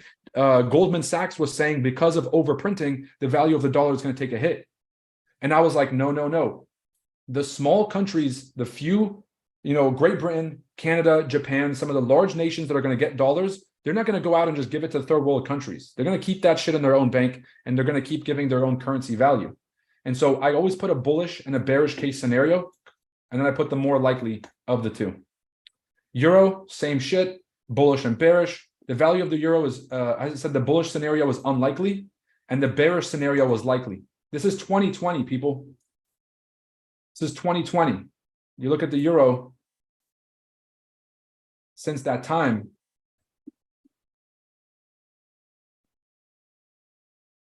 So this is December of 2020. And then this is kind of like, this is around the time that the article was written down here. We got a bullish spike up, and then we've had a crash since then. And I mentioned a bunch of structural problems that were wrong with the Eurozone. The value of the euro is underperforming compared to the rest of the world. The bearish nature of the trend is likely to continue since negative interest rates are still in effect, causing a devaluation of the euro. If the ECB announces more conservative measures to handle stimulus and they raise interest rates, then we can see a rally in the value of the euro. That's what happened right after the news event dropped. So between the time that the news event dropped, or the article dropped, till 2020, we had a bullish movement, and then we had that massive drop-off. I say all of this to say that there's a very predictable motion for how the markets react, because the markets are mechanical. And if you think that the markets are like unpredictable and you don't have a sense of direction, it's always going to be very difficult for you to take advantage of the market conditions when they present themselves. So the course is meant to bring you guys my secret formula for how I look at the global macroeconomic landscape, how I develop an idea for this landscape of what's going to happen, and how I develop a strategy for how I'm going to bet on this movement. So if I think the dollar is going to go up, I can either buy dollar futures, I can buy dollar call options, I can fucking trade the dollar spot on margin, I can trade the DXY on margin. There are a million ways. I can buy the USD JPY, I can short Euro USD. So like, I'll show you guys kind of my formula and how to figure that out. And that's what the course is basically meant to do. If you guys are interested in that, it's going to be in the description below. And I'm back in profit on this trade. All right, I'm going to wait for this thing to slowly get back above the 88.6 fib, which is doing right as we speak. And I'm going to enter a small position, which I consider a rider. My rider is going to be like my Robin to my Batman, right? The Batmobile, you guys know the sidecar? This is going to be my sidecar trade. So my main trade is the one that's paying. Oh, boom, we just dipped slightly above the 88.6. So I entered a 0.3 at the bottom for this entry, which means for the top entry, I'm going to have to go significantly lower. Because if I go into drawdown, I don't want the drawdown from this top trade to eat up the profits from the bottom one. So very, very small trade goes at the top, and that's going to be my rider. Boom, I better enter this shit before the market starts flying. Oh, all right, boom, rider is in, same stop loss. And there was that push that we were waiting for. All right. Got a bit of a late entry on my rider. No problem. All right. I got the two entries in, my bottom one and my top one. Oop, the rider is now in profit. We're going to wait for the first TP. We're going to close the rider, close half the main position, move our stop loss to break even, and let this thing ride up into a higher target. Okay. Anybody have any questions, comments, concerns on this trade? If you guys entered the bottom position with me, can you guys let me know in the chats who's in this trade? Let's go. Congrats on the winners. What was the Google survey yesterday? The Google survey was to be on the wait list for the top 20 spots. So basically what we're doing is you guys will reach out. We'll take the first 20 names on that list. We reach out to you. Some people just don't check their emails. And so we literally just give you guys 24 hours. After 24 hours, we hit the next person on the list and offer them the spot instead, because we're not trying to fuck around with people who are not serious. Roy, did you hear Powell's speech yesterday? What did you think? We'll go through that after we make some money. Nobody wants to hear what I think about these speeches and about the news and stuff. But once we make some money, everybody's going to be a little bit more interested in what's going on here. All right. Called it live. Yes, of course. Thoughts on trading currency next year? Buy the course, buddy. Call it live. So far, I'm in. I've been in it. Melissa, what are you still doing in the YouTube? You have access to the Zoom call chat now. You won the challenge. You're a Chart Addicts member. I'm trying to put 2 and 2 together. I'm trying to figure this out. Like, okay, so Melissa's in it, Ray's in it, NPL Forex. It sounds like a gang. I don't know. It said NPL Choppa, eating like you. What time do you say the indices market starts to make the real move after the pullback? 11 to 11:30. We're getting up to that 11:30 move here pretty soon. Good one. The highest TP. Look, I'll be honest. If we make it back up to these highs at 12,000, open up your TP. So right now I have an open take profit. If we get back up here, I'm not going to set a take profit. I'm going to expect the market to continue pushing. If we make it halfway through here and we keep fucking around, my take profit is going to be 12,000. We'll take the partial profits at 12,000 and we'll call it a day. All right. Patience for us. Yes, I entered with you. Good job, Andreas. Kunal says in it. My dude's British. He's been watching too much Top Boy. In it from the bottom. I've been in it with you. Okay, boom. Chart Addicts members, let me know, are you guys in this trade or not?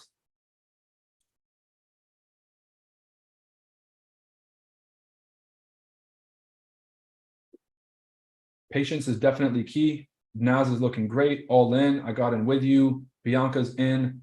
Coffee's in at 979. Chop, stop, bro. If you got a better entry than me, I'm going to kick you out of this call. Skilled in twice, both deep and blue. I missed it, but it's okay. It's definitely okay. Missing a move is not the end of the world. Ladies and gents, I'm in some profits. I'm going to close some of my positions and move my stops to break even. And I'm going to go spend some of this mother freaking money. Look at this shit. I used to have to work 2 weeks at Merrill for this money. You guys understand this? 2 weeks. My boss is walking behind me. I'm switching the screen from TradingView over to my work screen, my work dashboard. I'm like, oh, I'm doing research, boss. I'm fucking taking care of my clients' portfolios. No, I put them in a 60-40 portfolio. The fixed income was paying them every month. They were grabbing an average of 7% returns, and I was just out of here milking these trades. But I still have to work for 2 weeks and listen to people complain all day to make this kind of money. And now I get to be on here with you guys, giving out free stuff and making this money off my phone. God. All right, I'm closing my rider. $200. Thank you. That's fucking lunch, dinner, and maybe a little bit more for today. And then the top position is almost at $2,000. But of course, we talk about percentages and we talk about pips. So my entry is at 974. And right now it's at 28. Fuck, I hate when I have to do math. Solid 58 points, 59 points. So about 590 pips and counting. So what I'm going to do is I'm going to close half of this position. Now I'm going to close most of it. Let me be real with you guys. I have a 0.35 on, so I'm going to close 0.25. Actually, I'm going to close another 0.05 because that's money.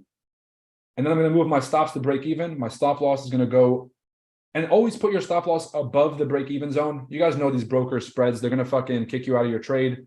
You'll still take a little bit of a loss if it's too close. So give it about 5-10 points of cushion. And the only thing I have left open is this 0.05. All right. Still floating this 0.05. And if it flies to the moon, I'm going to make another 2-3 grand on top of what I just made. If it doesn't, it comes back to hit my break even. Then I at least walked away in blues and I can hang my hat on that. All right. I'm going to post this in my chat for Chart Addicts members so you guys can see the profits on these trades that we took live. Let's do 2 big giveaways. Let's talk about some news, and I'll let you guys get the fuck off of here because I'm tired of listening to my own voice. I can only imagine what y'all are going through. All right. Can we short 12,050? No. 35 USDN. Thanks, my man. No problem. You just made money for watching YouTube. When was the last time you guys made money for watching YouTube? Does somebody let me know? And we're getting a little bit too casual around here by making this quick money and showing you guys what patience was all about. Imagine we entered this long up here. Imagine we entered up there like we thought about at the very beginning and got swiped in the very obvious move that was coming. Imagine we started looking for shorts, or imagine we started looking for shorts down here at the retest. God, like, I'm so glad I'm not a fucking typical retail trader and I have a sense of strategy and I have a sense of understanding over the markets, because god damn, I would have bought the breakout. This is me in the past. I would have bought the breakout, I would have shorted the breakout, and I would have gotten destroyed on both ends. Crazy. Absolute madness. All right. I'm glad you guys are making some money. That's just really what gets me pumped up, is making sure that you guys are taking advantage of this. Me being a hermit in my room with the fucking bags under my eyes, trading by myself, like, yeah, another 2K in my account, depressing as fuck. Being able to share that with a lot of other people and making money with the rest of y'all, honestly, a very rewarding feeling, hits me deep in my heart. And this is stream number 100. If you guys are on YouTube, drop a like for stream number 100. 100 straight weeks of providing value. God damn it. Incredible.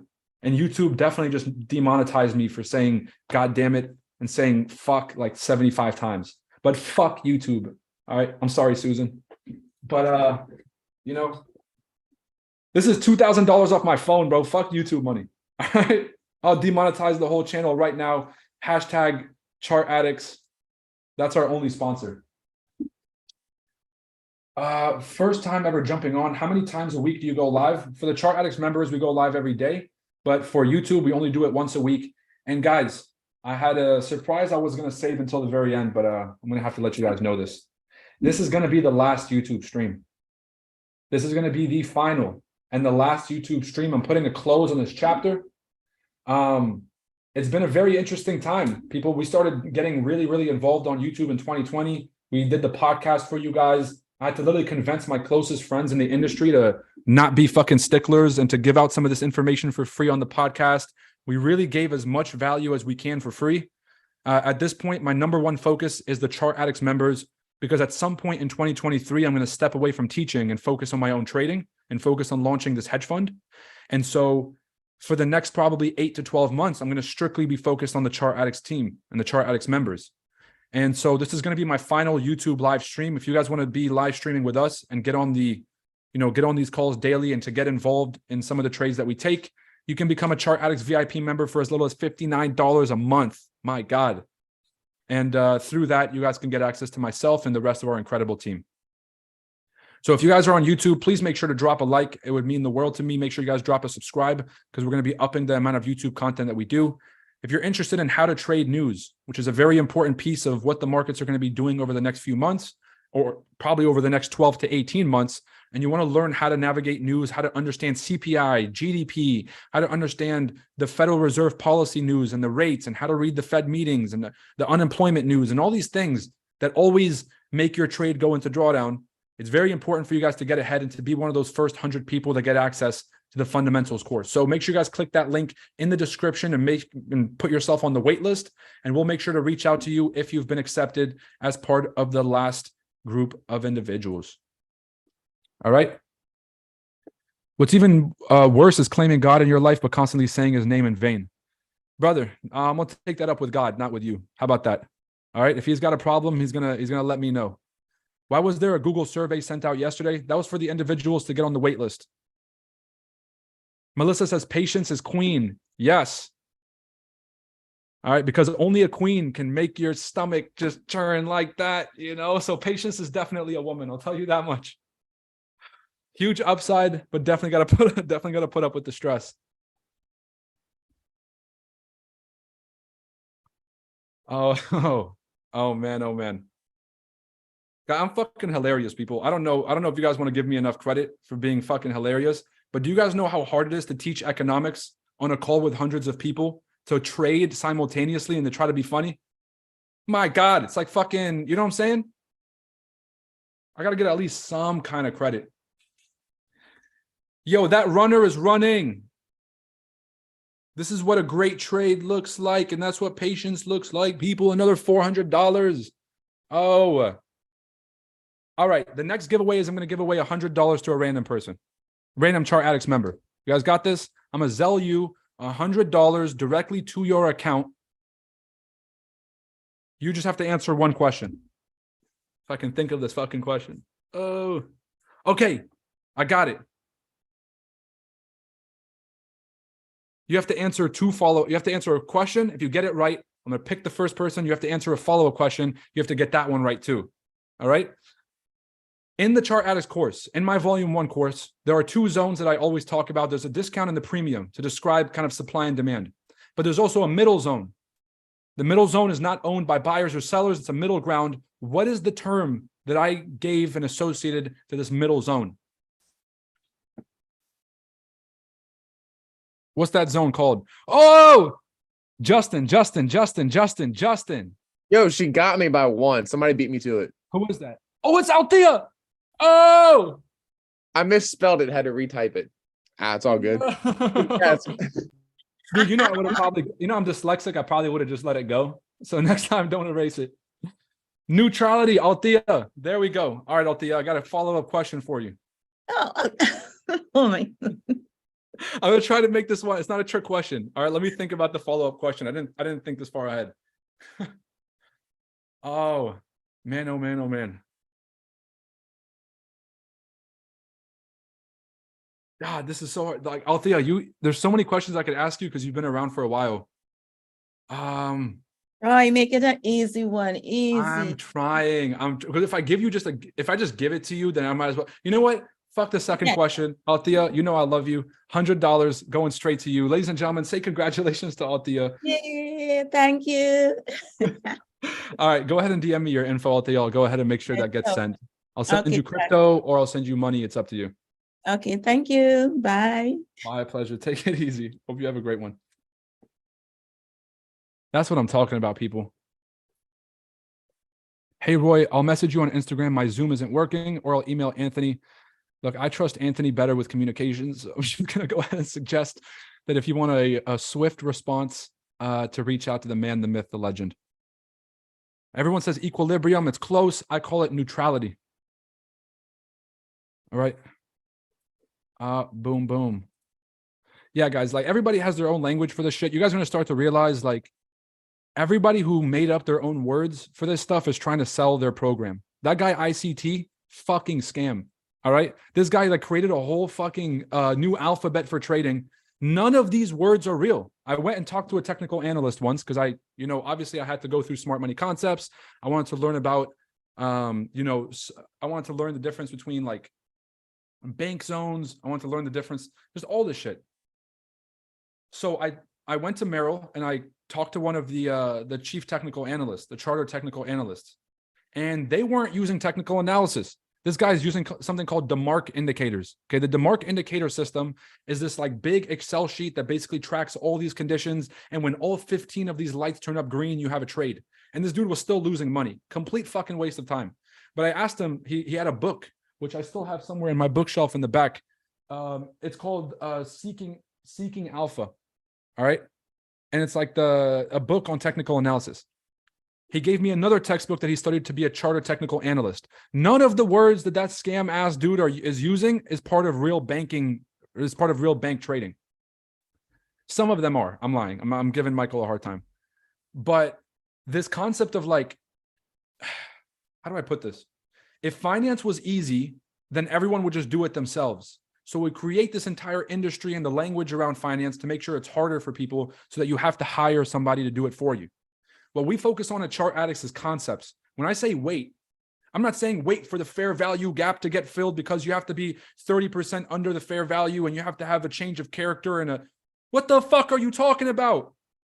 Like at that point, you've convoluted trading to the point where the obvious is no longer obvious. You're putting on these glasses. They're like the blurry goggles just for no fucking reason. Because by the time that You guys have like memorized the 50,000 fake words this guy just made up. You don't understand the actual concept in a practical manner. And understanding concepts practically is how you make money in trading. And so focus more on the practicality of the information and less on trying to become a fucking PhD. All right. Thank you for your support. He said, are you serious? No, I'm fucking lying. What's wrong with you people? What are you talking about? Do I sound like I'm joking? Sometimes I do. But right now I'm being 100% serious. He said, let's go, Chart Addicts for the people. Yes. He said, he seems sketchy as fuck. Yeah, anybody that claims that they were kidnapped by market makers because they were so good at trading and then they like took him into this bar and showed him all the secrets for the market, bro, blow me. If anyone's getting kidnapped by market makers because they're too good, it's me. Get the fuck out of here. All right? I'm just letting y'all know. No fancy language. You don't have to become a PhD. You just have to learn these concepts. But if anyone's getting kidnapped by fucking market makers and getting probed by aliens to know the secrets of the market, it ain't fucking Michael. I'll tell you guys that much. And I know I give Michael a hard time. Like, the guy really does provide value, but at the same time, it's like he has created a whole culture that's convoluted trading, and everybody just blames themselves all day. Everyone's like, oh, it's just me. I'm stupid. I just don't understand how these concepts work. Buddy, it ain't the concepts. This shit is just fucking ridiculous. Oh, some fair value gap. But it either hit the look, I'm gonna break this down. Look left, and the markets are a creature of habit. If the market's consistently done something at a specific zone, let's say there's a resistance. If it's hit resistance, and out of the past 20 times, 17 of them it fucking rejected, you should sell at that zone. And if 3 out of the fucking 20 times it went up, that doesn't mean you should buy it at that zone. Even if you think that this is a breakout and it's the fair value gap is getting filled. All right. And same with everybody else. Like, I like Raja. I like what, wicks don't lie, all this stuff. Momentum trading is great. Wicks don't always get filled in momentum. Like these foundational theories of how markets are supposed to work aren't how markets actually work. All right. I'm done going at people. All right. We're good. We're good. It's peace. It's love. Unless Sean Lee steps back in the chat. Then we got a serious problem. US 30 had a nice rejection off of that buying zone that we had. We could have got a bit of this move here, just off of the wick. However, I'm not trading US 30. I already made money on NASDAQ, so I'm going to let this thing go. It doesn't seem like we're closing below the zone though. Still premature. Still about 2 hours left in this candle. We'll come back and see this in a bit. GJ, massive pullback. I want to wait for a bit of a deeper pullback. No trades there yet.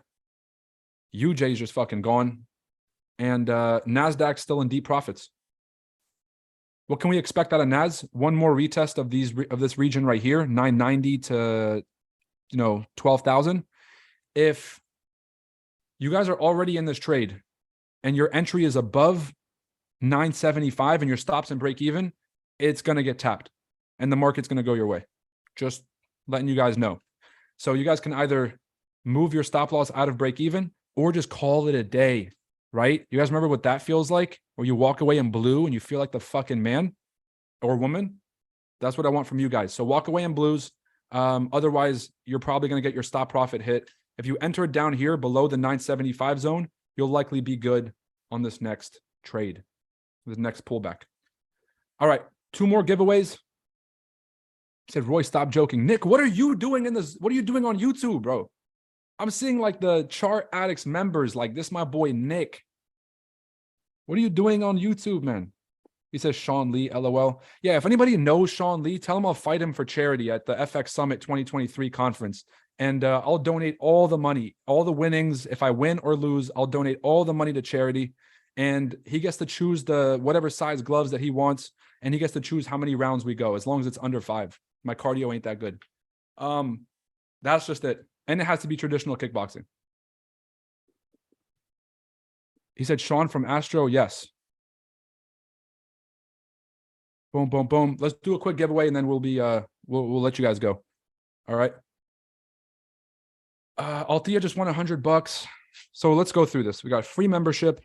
We got a free one-on-one with me. Shout out to you, Rodrigo. FedCon, still haven't heard a peep from you about the information.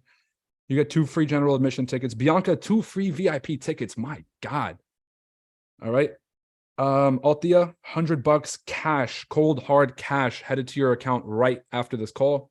And let's do 2 more giveaways, one for the public folks, and then one for the Chart Addicts members. Both will be for the fundamentals course. The next 10 people to sign up on the wait list, which is going to be that Google form that was posted in the description. The next 10 people to sign up on the wait list, even if you're already on, are going to get a chance to win a free ticket.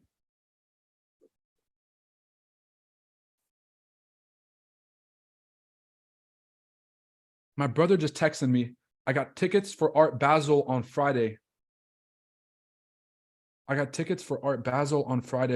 We should pull up.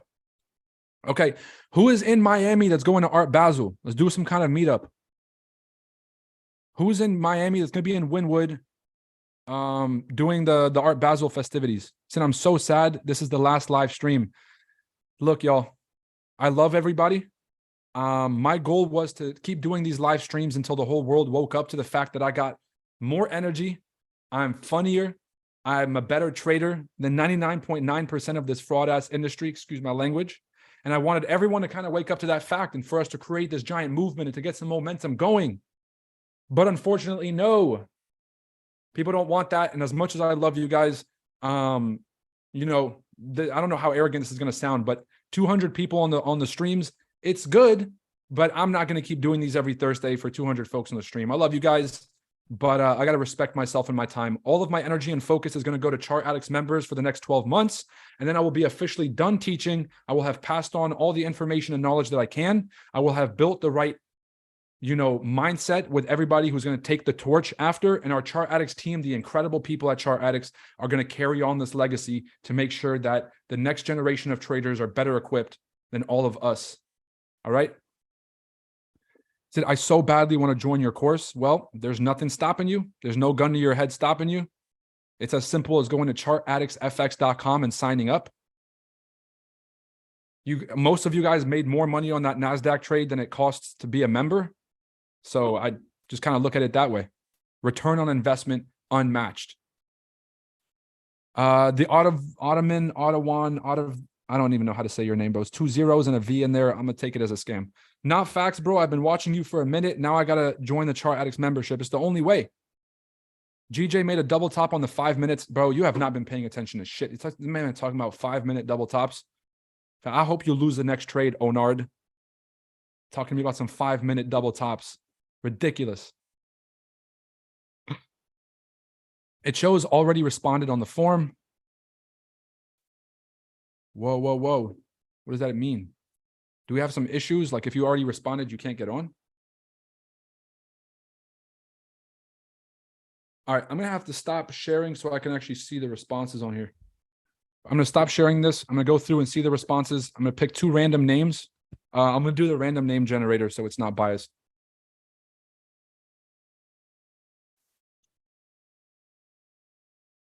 My boy said, I got tickets to Art Basel. You guys see the random text I be getting when I'm down here? Like ever since I got to Miami, I'm getting the weirdest. I got a text from yesterday. This chick I haven't talked to in 1.5 years talking about I met you at Sotheby's. Baby, I've never been to Sotheby's. What are you talking about? 30-minute in-person class. Yeah, Rodrigo, me and you, 30-minute, it's a one-on-one. So it's not just like, hey, I'm going to teach you how to break and retest. Like we're going to go through your results, your trading, your habits, see if there's any improvements we can make and get you adjusted for the best chance possible to get to your goals faster. So one-on-one's the quickest way for you to get to where you need to go. Roy, you're the GOAT for real. No, Irvin, you're the GOAT for pulling up today and for putting up with my voice for 2 hours. You guys are the real MVPs. The Chart Addicts team that really helps this whole engine run, these guys are MVPs too. I really got to remind you guys that my life would fall apart without the help of everybody on the Chart Addicts team, helping me do the projects, dealing with technology, dealing with service, dealing with operations. It's a fucking team effort. So always remember that, guys. Yes, please, for the course. Did you guys fill it in or what are we doing? Momo said I'll be around for Art Basel weekend. Mo, head down to Wynwood. We'll put something together. I'll see if I can get some of the guys from the Miami scene to pull up, see if we can get some cars going, and see if we can get a dope-ass meetup going. All right. I really fucked up here, didn't I?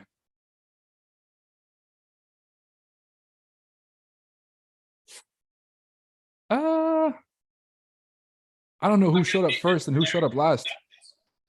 Damn. I'm like reading through the list and I'm like, where's the top of the list and where's the bottom of the list?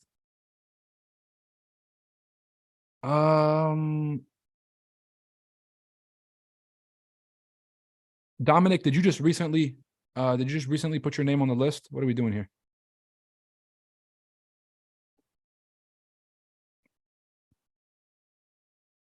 He says, no scam, it's Ottoman like the Ottoman Empire. There you go. Link to the FX Summit is up yet? Yes, the FX Summit tickets are already available, but I would hold off on buying your tickets if you haven't already, because we're going to do a promotional opportunity from December till January 1st, where you can get up to 50% off your tickets to the FX Summit conference. 50% off. I can't sign back up for the course again. Bianca, yeah, 2 free VIP tickets to the summit. I think you should sit this one out. Let somebody else kind of step up to the game here. Right, I was gonna say, if I already filled out the form, I cannot submit it again. So I'm out of this contest, right?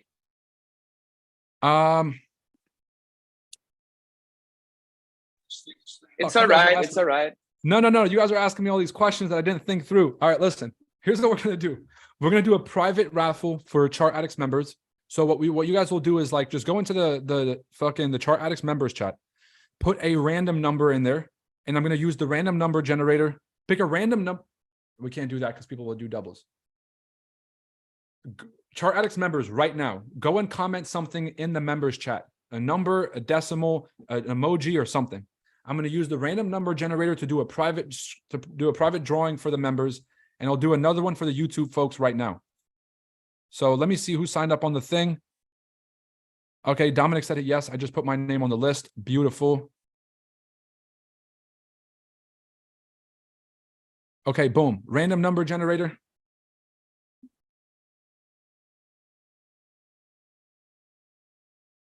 Go back to the whole handy dandy. We'll do 20 responses. And I'm going to count from the... Fuck, it's going to be impossible for me to figure out who was the first one from this list. Let's do bottom to top, okay? So generate 19. Oh, sheesh.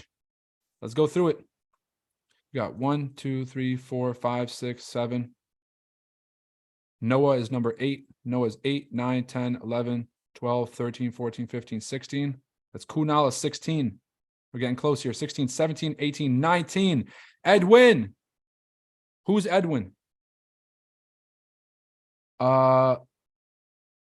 I miss it already? Where's Edwin?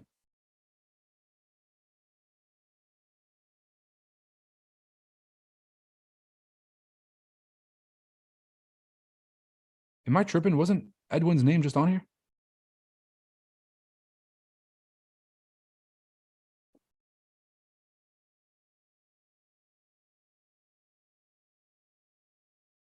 There he is. Edwin Olivias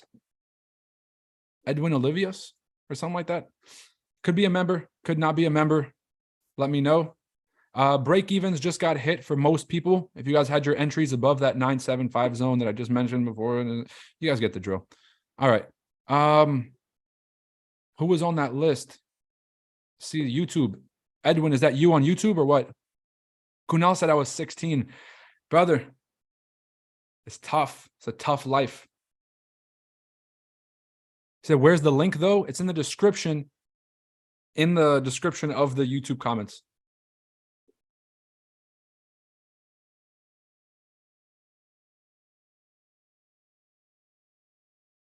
Is Edwin a Chart Addicts member or are you on YouTube, Edwin?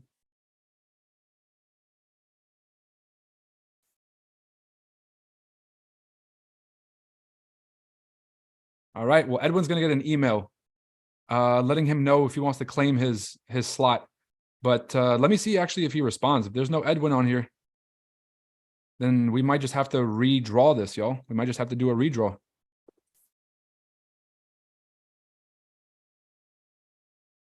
All right, Chart Addicts members, we'll finish this off. Happy Thursday, everybody. I'm done trading for the week. I've made enough money for the week, and it's just honestly great to see everybody on here. Happy and safe trading for the rest of your time. God, I'm trying my best not to re-enter a position on NAS. Happy and safe trading, everybody. Great to see you guys. Another incredible live trading stream. This is the last YouTube stream. Make sure you guys leave a like and a subscribe on the way out to keep in touch with all